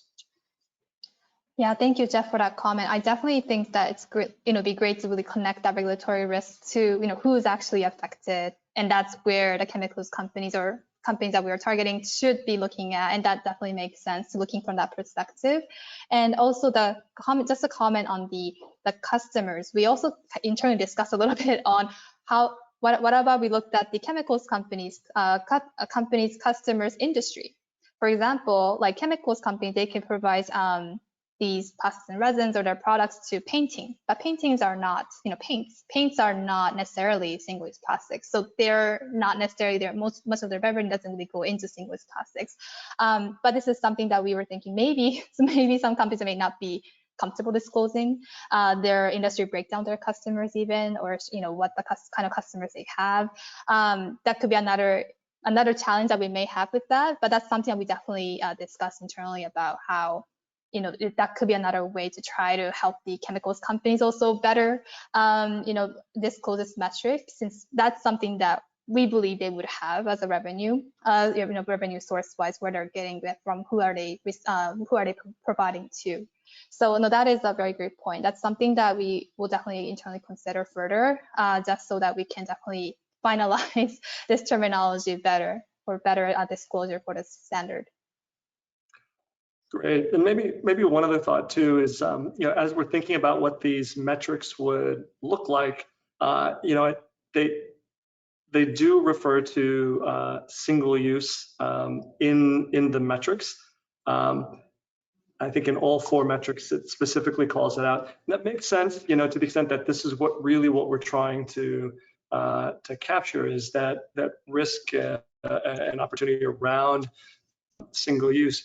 But I just want to make sure that as we're thinking about it, we don't assume that we have to mention single use in every single metric, because it might be that there are, some related issues that are sort of related to single use, but in fact might be a bit broader than just that. And so it might be that we could be missing. We should just be thinking about that, because we might be missing another major part of a company's business that relates to plastics, but not necessarily single use. And I get like single use is the key thing here, but it might be that we just want to be careful how we think about specifically restricting the conversation to mostly anything related to single use.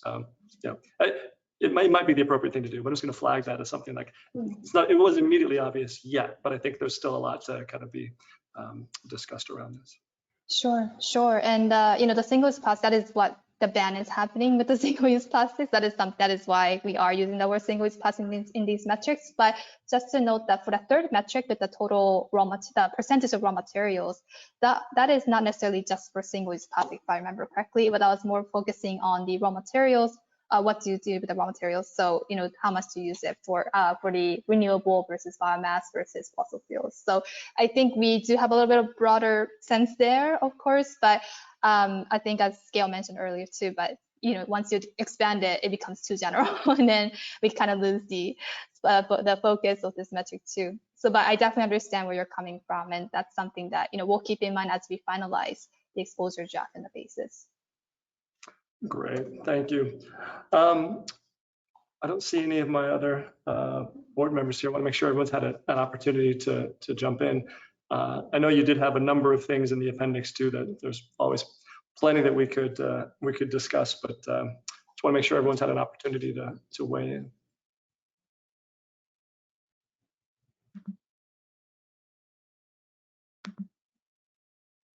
Seems like it, I guess. Okay, yeah, and appendix is something that it's something we discussed earlier, and also something that we discussed about the definition as well. and a little bit more detail of the 4 companies that have stated single-use plastics in their disclosure.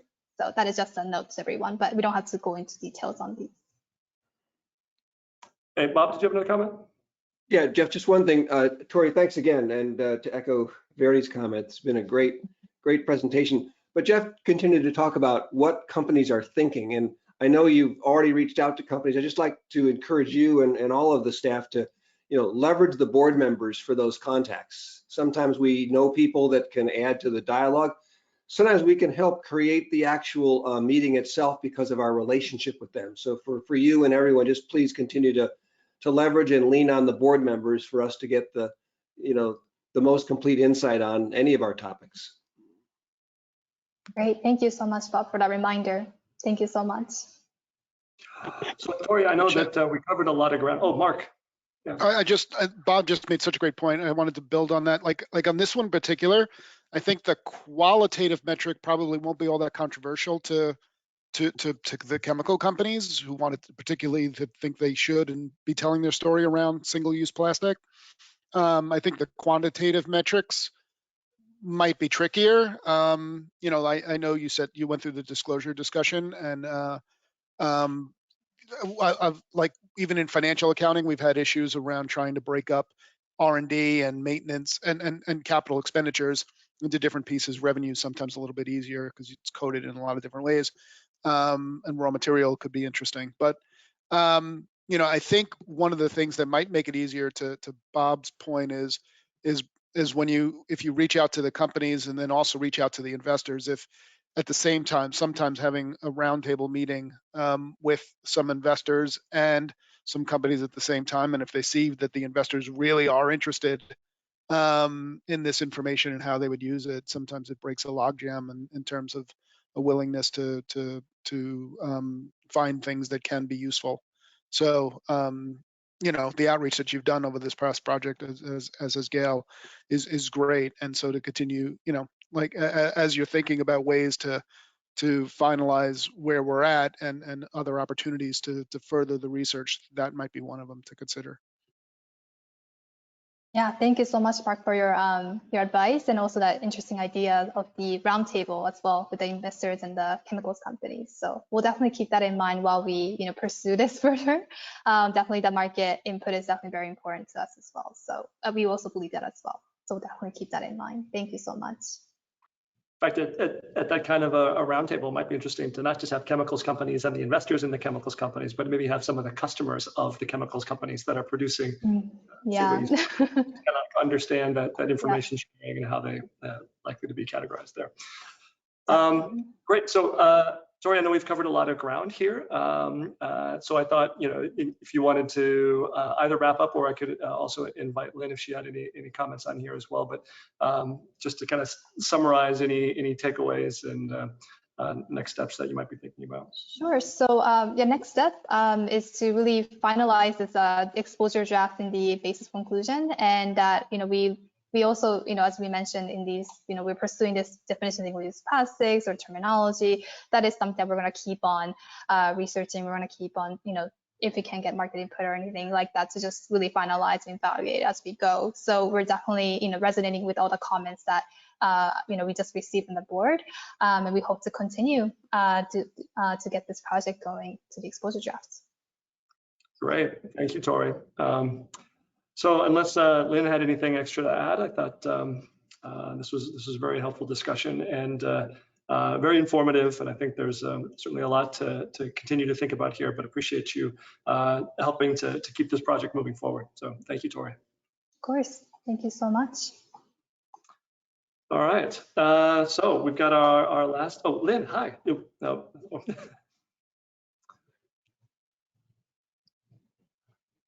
So I think you're muted. I think you're saying you didn't have a lot to add. No, I don't have much to add. All good on my end. Thanks, Tori. Thank you, Lynn. Thanks, Lynn. Thanks, Tori.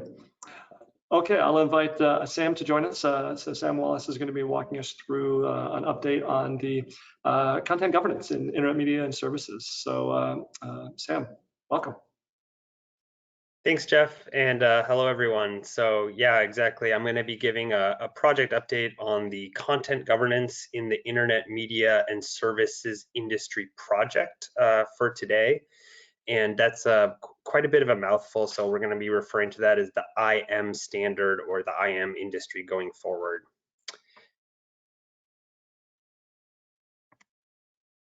Whoops. How do I click forward?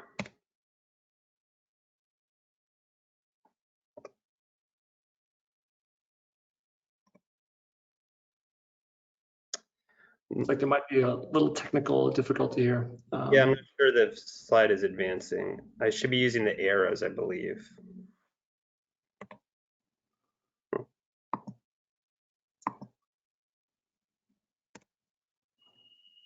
So it did advance. Yeah, there you go. It did advance. All right. Well, let's see if this continues to work. And we lost you. I don't know if you if that was intentional or not, but if you want to. Well, I can hear you, but I just can't see you. Yeah, there we go. Let's try again. All right. Thanks. Thanks. So yeah, so covering 4 items on the agenda for today. First, we're going to recap a couple items that were presented to the board in July of last year, including a new proposed standard structure for the IM standard, as well as a new topic around content governance, and also a recap of a set of proposed metrics that is referred to as the content governance table. And then for today, staff would really like to focus board's attention on 2 issue areas and associated proposed metrics that staff believes could be particularly fruitful for board discussion and input. One is around company spend around content governance, and the other is around a sort of global approach and global issues to content governance. And I'm still struggling to move the presentation forward. Thanks. I might just have to say next slide. So,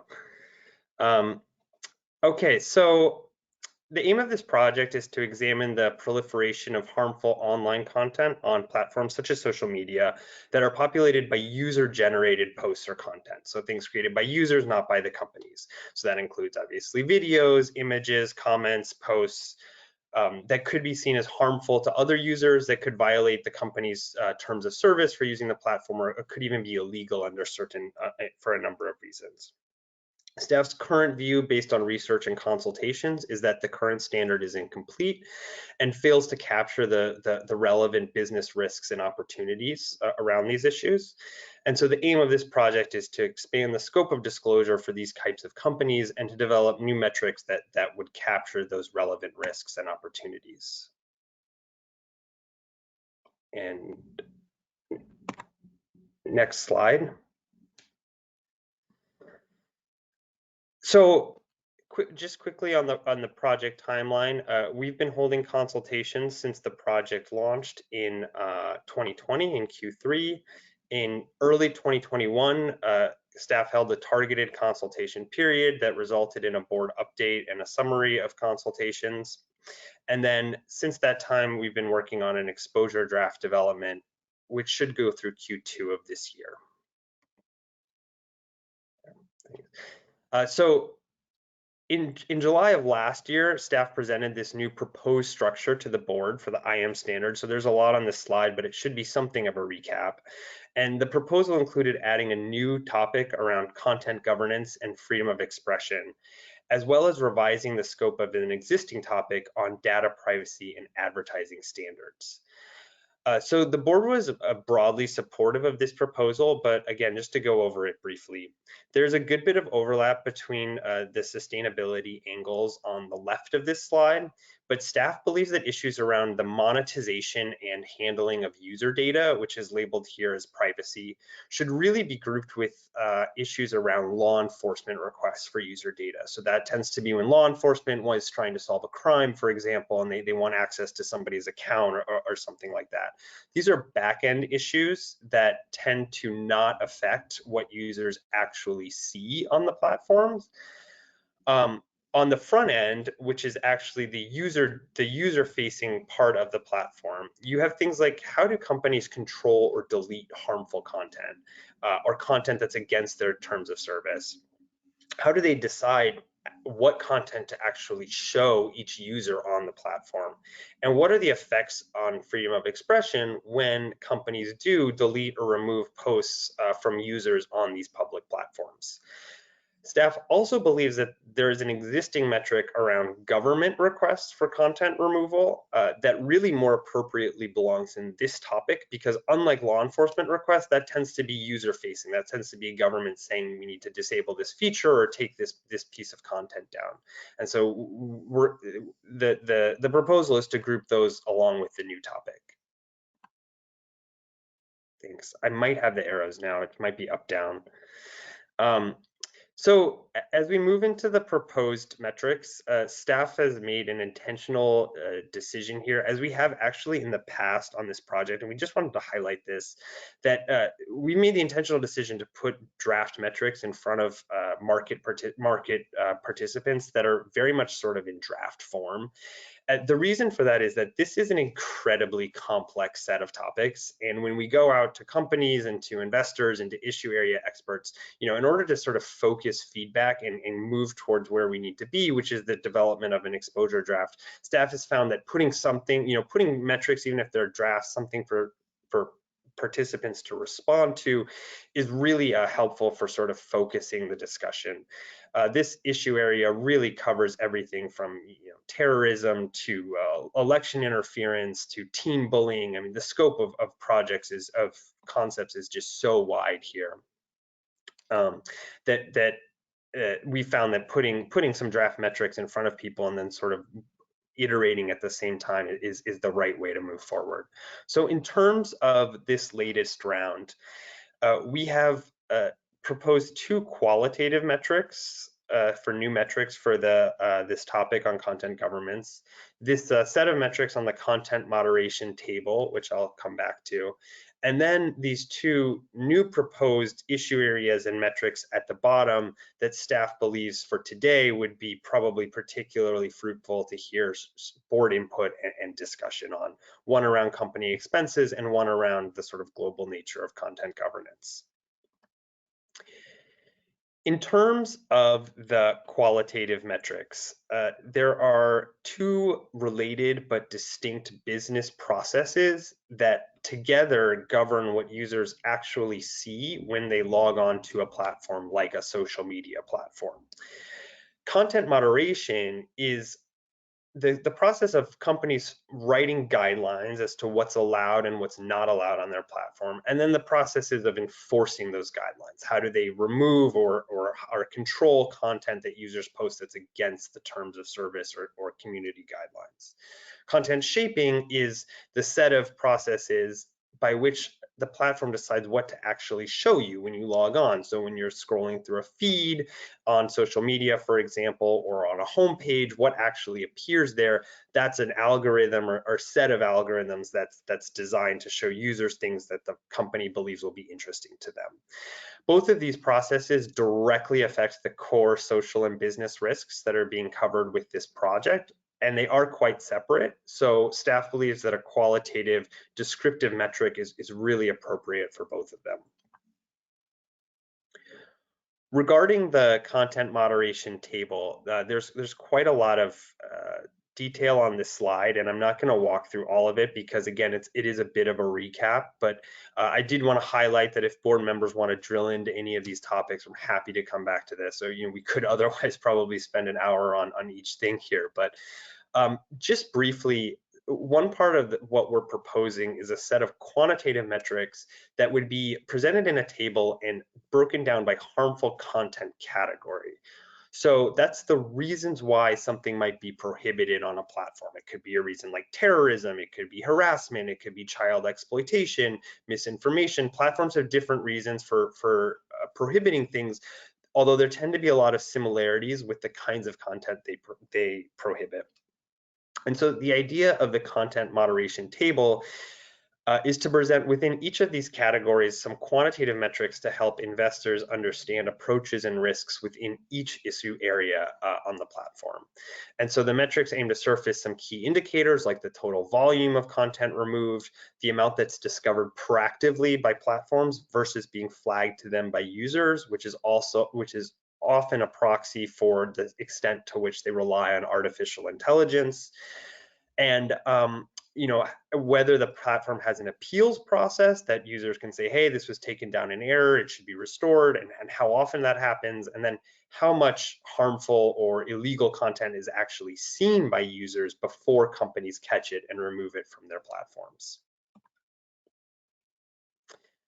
So moving into the discussion topics that we think are key for today. First of all, staff has heard consistent feedback from investors that they're interested in understanding how much money companies are spending on content governance. This is really, you know, the phrase black box has come up a lot in consultations. It's really inscrutable for investors, and yet it is a massive line item or set of line items for these kinds of platforms.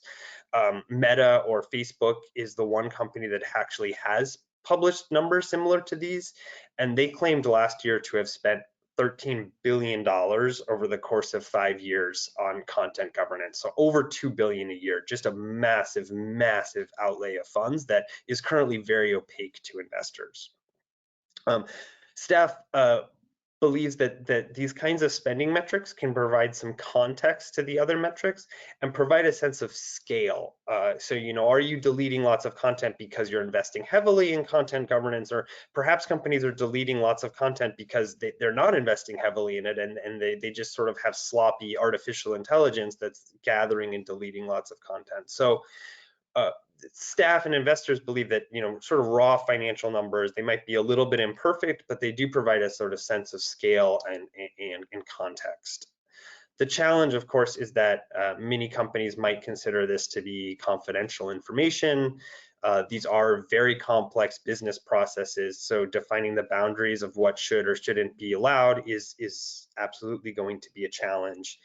And finally, one challenge that's kind of endemic to this product, to this project and this standard is the fact that it includes some of the small platforms and, you know, just companies that are just post startup, as well as some of the largest companies on planet Earth, you know, Facebook, Meta, Google, YouTube, Microsoft, LinkedIn.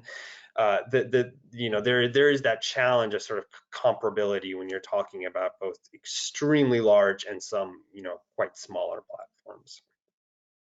So the question to the board is the board supportive of this kind of metric? And does the board have feedback on how it would be most appropriate to structure this metric? And at this time, and for the rest of the sort of discussion section, I'm going to ask my colleague Greg Waters to join the discussion. Greg's led the project through the first phase and is still heavily involved. He really carried the weight for a lot of the beginning of the project, and so we thought it would be good to have us both sort of available to handle this next phase of the discussion. And so with that, I would sort of put this question out to the board.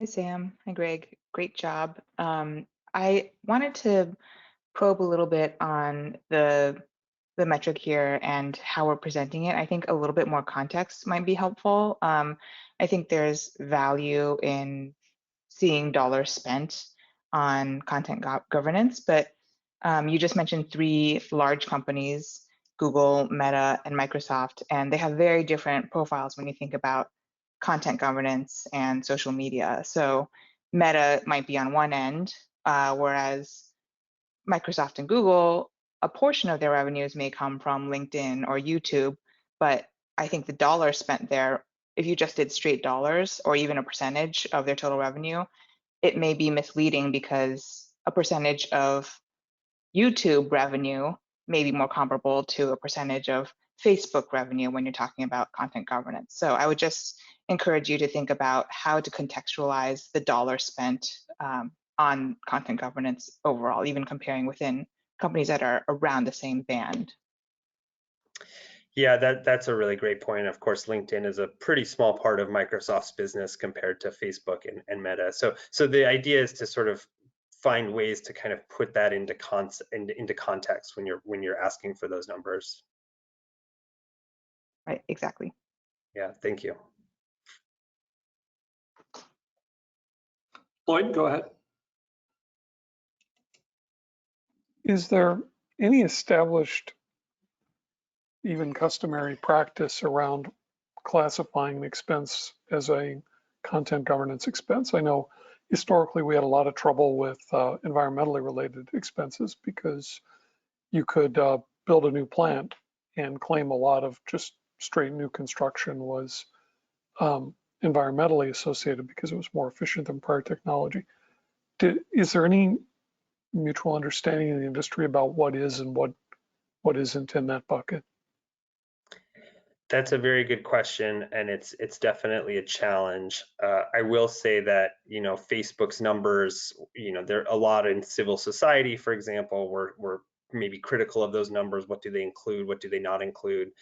The challenge, I think, is more acute when you're talking about R&D, and we actually might be moving away from even being able to think about R&D as part of this metric. But we have received feedback from, you know, sort of people in the sort of accounting world that, you know, at some level there is some, you know, this is something of a line item on companies' budgets. It is a sort of a cost that they want to quantify. So this is definitely a big challenge. I think that we would be optimistic that there might be some sort of consensus around it. And would the ambition to be to kind of mirror for the investor what management is seeing, or are there other factors to consider there? I think that would be the ambition as far as far as my interpretation. Mm-hmm. Great, thank you. Yeah, Mark. Yeah, Sam, I wanted to build on that question from Lloyd actually, because I had a similar one in terms of how you know, hard or easy it's going to be actually to get to this. Do you actually plan to define some of the boundaries, or to try actually to already give some guidance as to what those boundaries may be? Because I think as a standard setter, we probably ought to, right? I think of it as an assurance provider. I think if we don't do, it's going to be very difficult if you leave it completely open. So, but just it's a question, right? What were you contemplating of doing that? You do say here it's a challenge, and I think it is.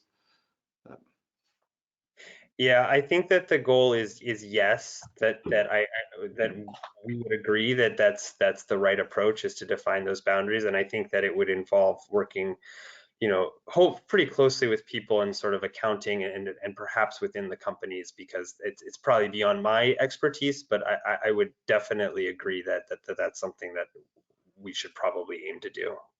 Okay, thank you. Mark Siegel. Yeah, I agree that it's definitely going to be a challenge to define those boundaries. I think, you know, I think that this again is going to require some work with the companies themselves to understand, particularly Meta, since they did it, to understand sort of what went into it, how they were able to do it. But going through it with the objective of we're just trying to give scale and order of magnitude to investors is the right objective. And cost is one way, dollars spent is one way. You know, it seems like it might make sense to do it that way because companies are doing this by both algorithms, you know, AI and by people cost. And so, but you know, working with the companies, okay, here's the objective and here's what we're trying to do. Is there a better way to potentially do it than dollars? Is to break it down into FTEs, or is that missing all the AI and therefore not getting at it? But you know, just kind of having an iterative back and forth kind of process. Or if we try to define the expenses, you know, I suspect that it probably can be done, but there's always, whenever you're defining expenses, it becomes difficult when you start thinking about how costs are allocated across different, you know, across different groups and across different functions, and things like overhead and administration and training, are those included and bundled in with what you're going to try to capture here? And so that's why I think you're hearing from Mark V and from me, like, you know, wow, as a potential audit, to go in and try to understand, did you capture what's going on? Now, that would be important for investors too, because investors want to understand not just the number, but making sure that it's not, you know, that it's in the ballpark of what they understand it to be. Yeah, thanks for that point. And I also should add that I think, like I said, headcount is actually something we don't have that on here, but I think that's something that is still kind of on the table as another way to slice it. But I think your points around the sort of financial numbers are well taken. So thank you. Yeah, just a simple comment. I'm a little skeptical on this percentage issue. I think when in doubt, go with raw numbers. We talked earlier about this being a tiny percent to Microsoft and others and other companies. So I think the percentage of both operating costs and R&D to me is kind of more trouble than it's worth. If we can just get some gross numbers, investors can size it any way they want. So I would tend to go for the pure number on this one. Just seems like we're adding a layer of interpretation that may be difficult. Thanks, Kurt. Yeah, I agree with that as well. I generally think that give us the numerator and standardize some reasonable denominators. As long as that's there, then we're probably at a more useful point, generally speaking. Very helpful discussion. I know there's another discussion topic as well. I don't know if you want to take a minute here, maybe to kind of synthesize some of what you're hearing back on this topic, because the other one's going to shift tracks a little bit.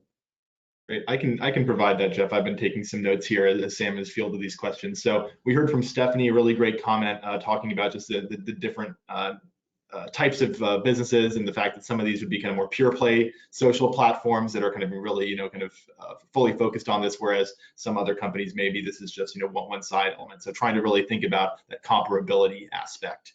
And then we really got into a discussion about the boundaries of defining, what should be included here as an expense. Lloyd asking, what kind of processes are there, or what that exist already, and a number of comments is kind of indicating that this is going to be a difficult one to scope well, and that we should really be thinking about working with companies, with their auditors, especially on this, and getting into the details and making sure that we're really coming up with something that could be assurable.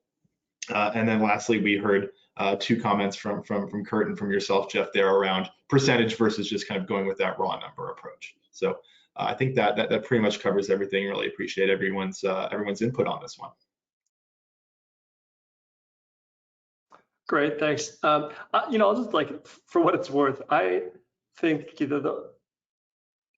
when we think about how challenging some of this is to kind of separate, I appreciate that the disclosure topic is around moderation and content shaping. You're trying to get at both of these, because the content moderation seems like it's essentially getting rid of objectionable, for whatever reason, objectionable content, and then the content shaping is more so it's like demotion versus promotion. But in the end, they both together influence what is being seen, and so they both have, I think, implications for objectionable, harmful content being shared, as well as having implications for what we think of as freedom of expression. So it's just they're a little tricky, and some of it, when I think about some of the dollar spend, for example, how separable is removing going to be from also essentially from promoting, and are they totally different aspects of the business, or are they relatively similar? And so just something to think about as we're going forward, thinking about the specific language, if this is fairly related or hard to separate in practice, and maybe even in concept, then we might just think about what words we specifically use there. And this is all very tricky, for sure.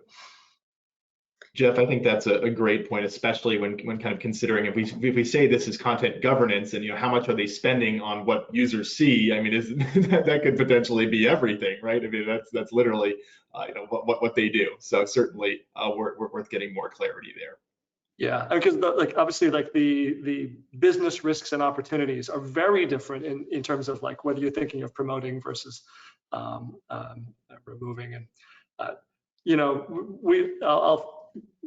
there's more work to be done on this, but I think some of the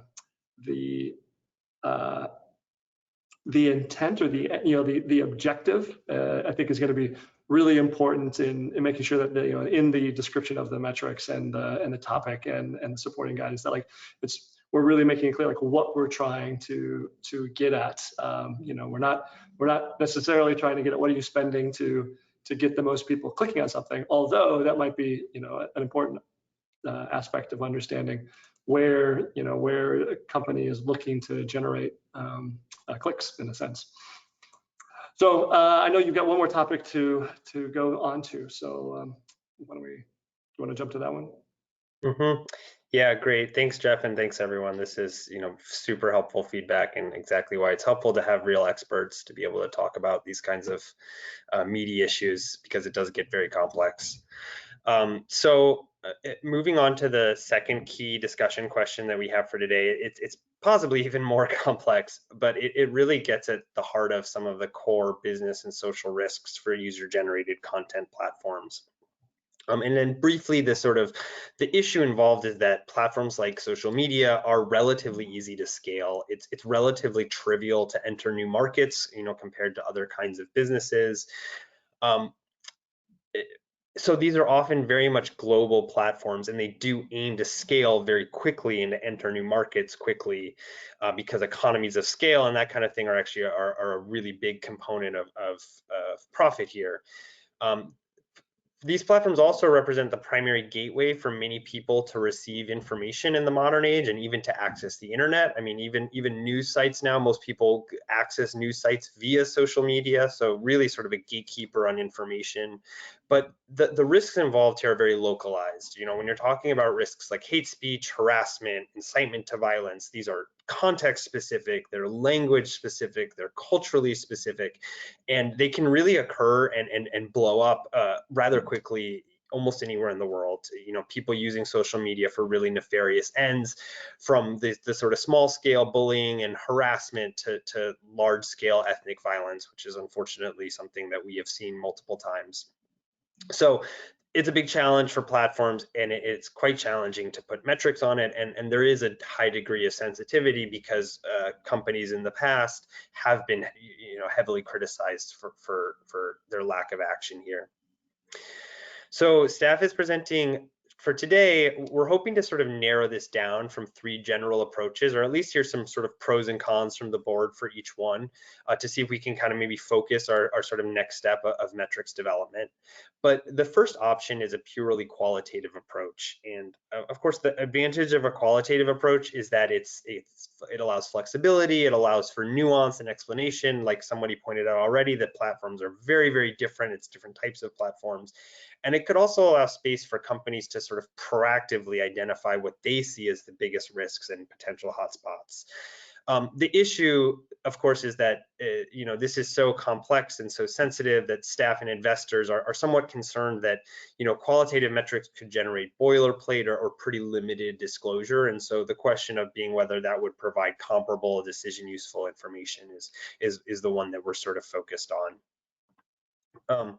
The second approach is sort of the other end of the spectrum, which would be a more detailed set of quantitative disclosures.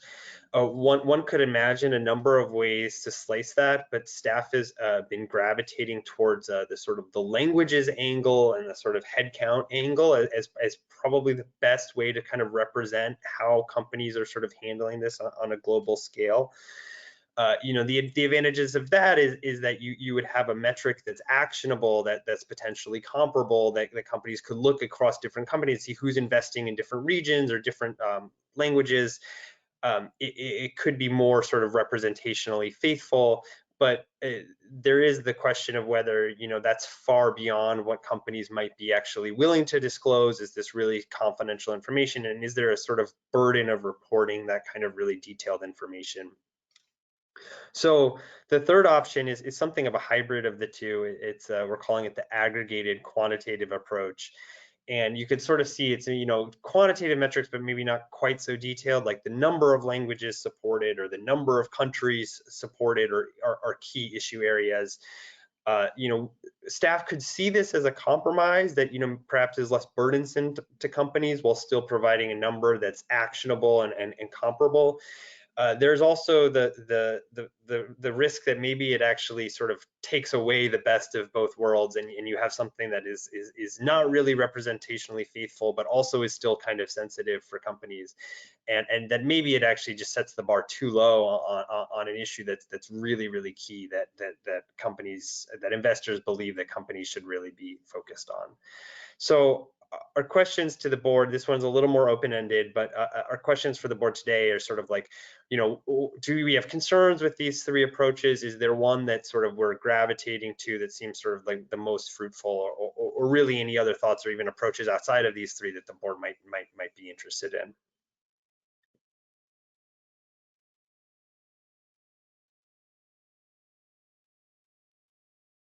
Yeah, go ahead, Bob. Yeah, hey, thanks, Sam and Greg. I know this, like I said, is a big, complicated topic, but just to comment on one of the things you mentioned, where you had, you know, the number of people employed by language or country. You know, that's interesting information, but it could miss the point where you only disclose what you've got, but then you've got 16% of something going on in another country. So I think you have to think about, when you get that answer, how does that relate to the actual relative reality at the company? In that, you know, are you matching up the number of people employed or the number of people that support a language? And as you've kind of covered in the other one, you know, the number of users in that country or language. So that's one of my comments there. Yeah, I mean, is that, I'm wondering if you could just maybe even say more about that. I mean, is that sort of, just finding other ways to sort of contextualize those raw numbers with sort of what the platform is focused on, and kind of how, you know, perhaps where their user base is, for example. Is that what you mean? Yeah, a little bit. So you know, we obviously want a lot, investors want everything, but if you somehow had user numbers by country for a minute, or content by country, or country content eliminated by country. Again, not that we'll ever get that, but it's things like that that start to match up the level of effort with the need. One other comment I might make is I think the risk management comment you made was good in looking at high risk areas. We use that approach to risk management or risk assessment in some of the other standards. Yeah, that's a very, you know, where do you begin, right? So that's something to think through. So I don't know if that answers your question, but maybe gives you a little bit more color. No, that does. That's really helpful. Thanks, Bob. Yeah, Lloyd. Yeah, very difficult questions. I kick off with just the opinion that we've already had a lot of qualitative disclosure, and I think the fact we're still discussing this means that qualitative disclosure alone probably would not carry the day. At the same time, simple quantitative metrics seem not quite up to the job either. If, just from a naive perspective, I think an investor's interest would be how large and how intelligent is the company's moderation effort. And I don't know how much the clients want to, or the clients, the issuers wish to share on those. But if we just have the number of moderators, another company may very well say, well, we have a lot of AI in, so we don't need so many moderators. So I think you also have to have a grip on, you know, sort of this symbiotic relationship like advanced chess, where you have a chess player and a computer helping him. Both of those are doing work, and it's hard to get the right picture unless you know both sides of that story. So more of a comment than a question, sorry. No, Lloyd, that's a great point. And, you know, that validating that also, there's sort of an extra piece of this, which is that, you know, many, just a little extra color is that there's pretty broad agreement in sort of civil society, especially, that companies are inflating the amount that they're actually relying on AI, that the AI can catch, you know, things like nudity and stuff like that. But when you're talking about all of this really difficult stuff like harassment and hate speech, that actually the companies want you to think that their AI is catching it, but really it's human beings looking through these posts. It's, you know, it's armies of contractors in third world countries who are reviewing, you know, this sort of terrible stuff and deleting doing it. So I don't think that that contravenes your point in any way, because, you know, a company like Facebook is spending lots and lots and lots of money, and they do have very sophisticated AI, but they might be inflating a little bit the extent to which they're actually relying on that. And yeah, and these normative matters may be areas where AI is least able to add value, actually, because some of the nuances are very difficult even for some humans to pick up. Exactly. Are we talking about 3 companies or 300 here when we think about who these standards might be relevant to? Probably 30. Greg, what do you think? Does that sound about right? That's funny. I mean, that was the first question that any board member asked when we launched the research project on content moderation back in 2019. So I think it's a continual balancing act between, you know, what's a reasonable thing to ask of a company with a, you know, $1 trillion market cap versus one with, you know, 50 employees that maybe has, you know, a handful of folks that are thinking about trust and safety issues. Even from that might be, you know, at a product development lens. So I think you are kind of getting at where this particular topic might be more relevant for you know, the global companies. I think that's where we really see the interest. But it's also one where I think, as Sam mentioned, as these companies do scale, there actually might be even more risk associated with these small platforms that don't yet have that kind of visibility, that might actually end up making some of the same mistakes that some of their larger peers have made in the past. So I think for that reason, it's certainly you know, 30 today, but I think any platform that's thinking about scaling and their performance and you know, entering new markets do have to think about, you know, how their product is being used in all these places, and whether they actually have the visibility into some of these developing countries that they're moving into, you know, whether they actually can, you know, properly assess. So I think it's definitely more than 3. I think, you know, I think when we did that initial analysis, we saw that this was really, if you do it by, you know, percentage of market cap of the internet media industry, we're talking about a majority percentage, certainly. And I think, you know, there's just user-generated content is only, you know, increasing its presence in all sorts of different types of businesses as well. So definitely still a very relevant issue. Great. Thank you very much, guys. Yeah, and I'd actually like to sort of just quickly revise. I mean, I think it's about 30 maybe public companies, including, you know, a very small handful of giants, but, you know, there's also a lot of startups in this space. So, you know, those aren't technically covered by the sort of what we do, but, you know, when you include startups and are talking globally, then you could really be talking about 300, if not more, that have user-generated content models. Just a quick comment provoked by something that Lloyd said earlier, the back and forth with Lloyd. I wonder if there's any way to get at the quality of the moderation by language or country. And the only proxy we seem to have so far is number of appeals. So, you know, perhaps that could be introduced by language or country. I personally see a lot of problems with that as a proxy for quality, but I can't think of a better one. You know, at least it's a start in that direction.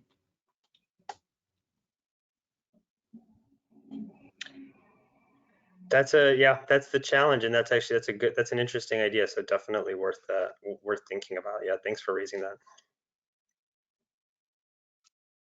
Verity?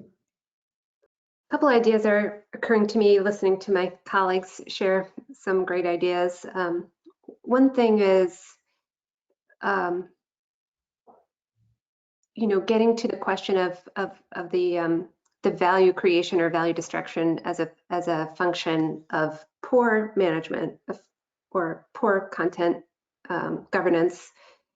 You know, is there any kind of metric that could be useful in terms of, you know, churn related to customer or user churn compared to change in policy, or the reverse of that, you know, some kind of users reattracted to the platform as a result of update of terms of service, or some kind of metric that links the you know, the eyeballs to the governance policy is one thought.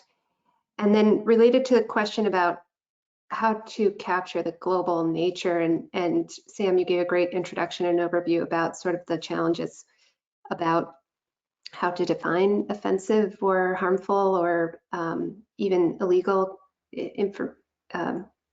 content.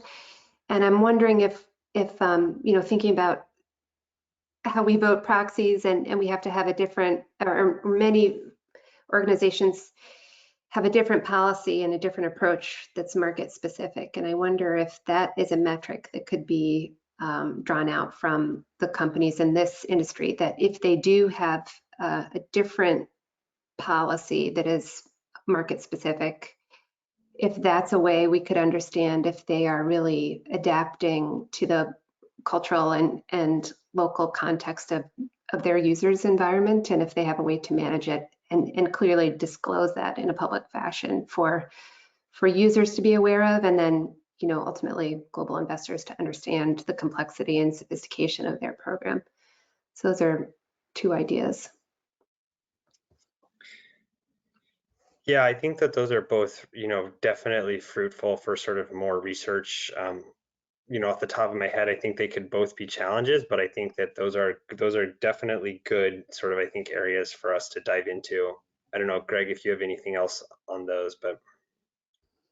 Yeah, no, it's a great point, and pretty interesting thinking about these platforms that are kind of connecting the world, and then trying to set one set of rules for kind of what is acceptable behavior. You can imagine just even there's so many examples of how that's just not really how the world works, right? So it's a really interesting thought, Verity. Thank you.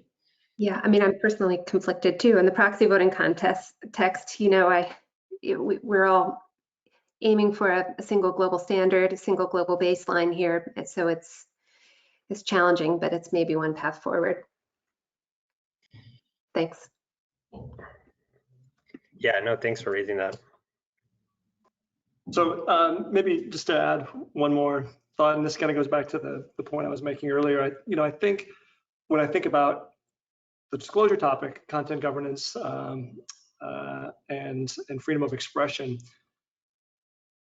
these are things. I mean, there's the two angles here. I got like harmful content, and then what this means for a user's ability to express themselves, and those two risks there, or two opportunities, are those two angles are likely to be regionally different in terms of how important they are, what sorts of challenges there might be there, and what sort of regulations might be related to that.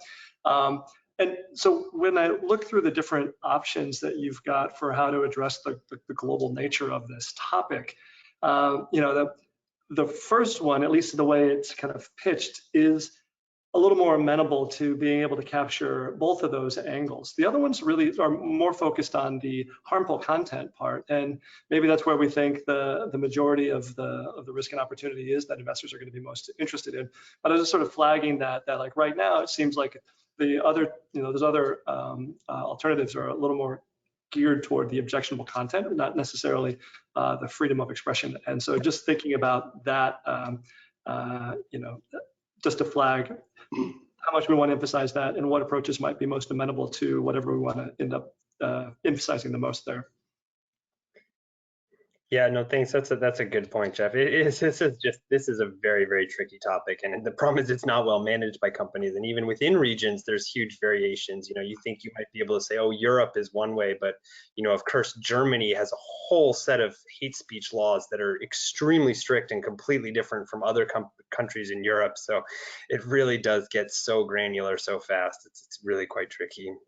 It's very tricky, but I think that makes it challenging for us, challenging for companies. But at the end of the day, like the trickiness exists independent of like we can't eliminate the fact that companies that operate in multiple jurisdictions are going to be facing different risks and regulations around this, and so helping the investors to understand whether companies are well positioned to manage that, I think that's kind of the key thing. So I know you're all thinking about that, but just wanted to flag that I really kind of think that there are two angles, and we should make sure that when we aren't emphasizing one angle, that like that's a logical choice and one supported by the feedback that we've gotten. So. Hey, Sam and Greg, excuse me, it's Bob. Back on items 1 through 7 on your proposed metric, we use two terms, content and content items. And if we've done all this, great, but it seems to me that in the technical protocol, it will be important to define the unit of measure. And maybe just for my edification for anyone. Is content measured in bytes, or what is the unit of measure? You know, financial statements are dollars. When we have a content number, what is the unit of measure of content? That's a great question, Bob, and there's a good chance that I'm being a little sloppy as I talk through it, because you're right, it makes a big difference. I think that in the technical protocols, we've defined it as content items, which would be sort of like one video, one comment, one post, one image. Even that, there's a little bit of gray area, but I think that that's kind of, from our research, the best way to kind of define it. Okay, fine. I just think, yeah, it's good if you know, we can argue the definition, but we ought to have one when we're done. Thanks. Okay, that was another meaty topic, and so if you want to take a minute and just kind of synthesize what you heard back, make sure we've got that all right. You know, either of you take it away. Whoops, you're on mute. Yeah. Whoops, Greg, you're still on mute. Greg. Apparently his audio is down as well. Mine says it's up, so I don't know. I can hear. I just heard Greg, but I just heard Jeff, but I don't hear Greg. Greg. From Bob, Lloyd. Think about this. There we go. Not here. Sorry, guys. Can you hear me now? Yeah. Think so? All right. Well, let's maybe we can try that again. I think I was speaking so fast that my internet just really, couldn't handle it. So I think one of the first key themes here was brought up by 3 different board members, Lloyd, Bob, Dan, really getting at, okay, we have quantity of headcount is kind of what we're looking at here, but really, what people are probably more interested in is what is the quality, what is the sophistication, what is, like really, what is that program really looking like globally? Because that's the true challenge in this area. We had some interesting comments from Verity, one in terms of just, thinking about value creation and destruction as it relates to, user churn and the changes in policy. And then also a suggestion to kind of look into the extent to which companies have different policies based on the regions or countries in which they operate, could maybe give us a lens into that sophistication. Bob had a great point about just really making sure that we're defining content items well, and then the technical protocols. And then Jeff, really great observation in terms of these 2 angles of freedom of expression and harmful content. The fact that the more quantitative angles are probably more almost entirely just focused on that harmful content angle, and it's worth being really considerate around whether that's the intended approach or just kind of where we landed because that's the best that we could come up with. So I think that pretty much captures what we chatted on here, and really appreciate all the board input. Great, thank you. This is very, very informative. A lot of great work that's been done here. Appreciate both of you walking us through this. So thanks, Sam. Thanks, Greg. Yeah, sounds great. And so I'll just do very quickly in terms of the project next steps, continuing to gather board feedback, continuing to gather market feedback. Like we said, this is something of a sort of draft and iterate process, but this has been really helpful today.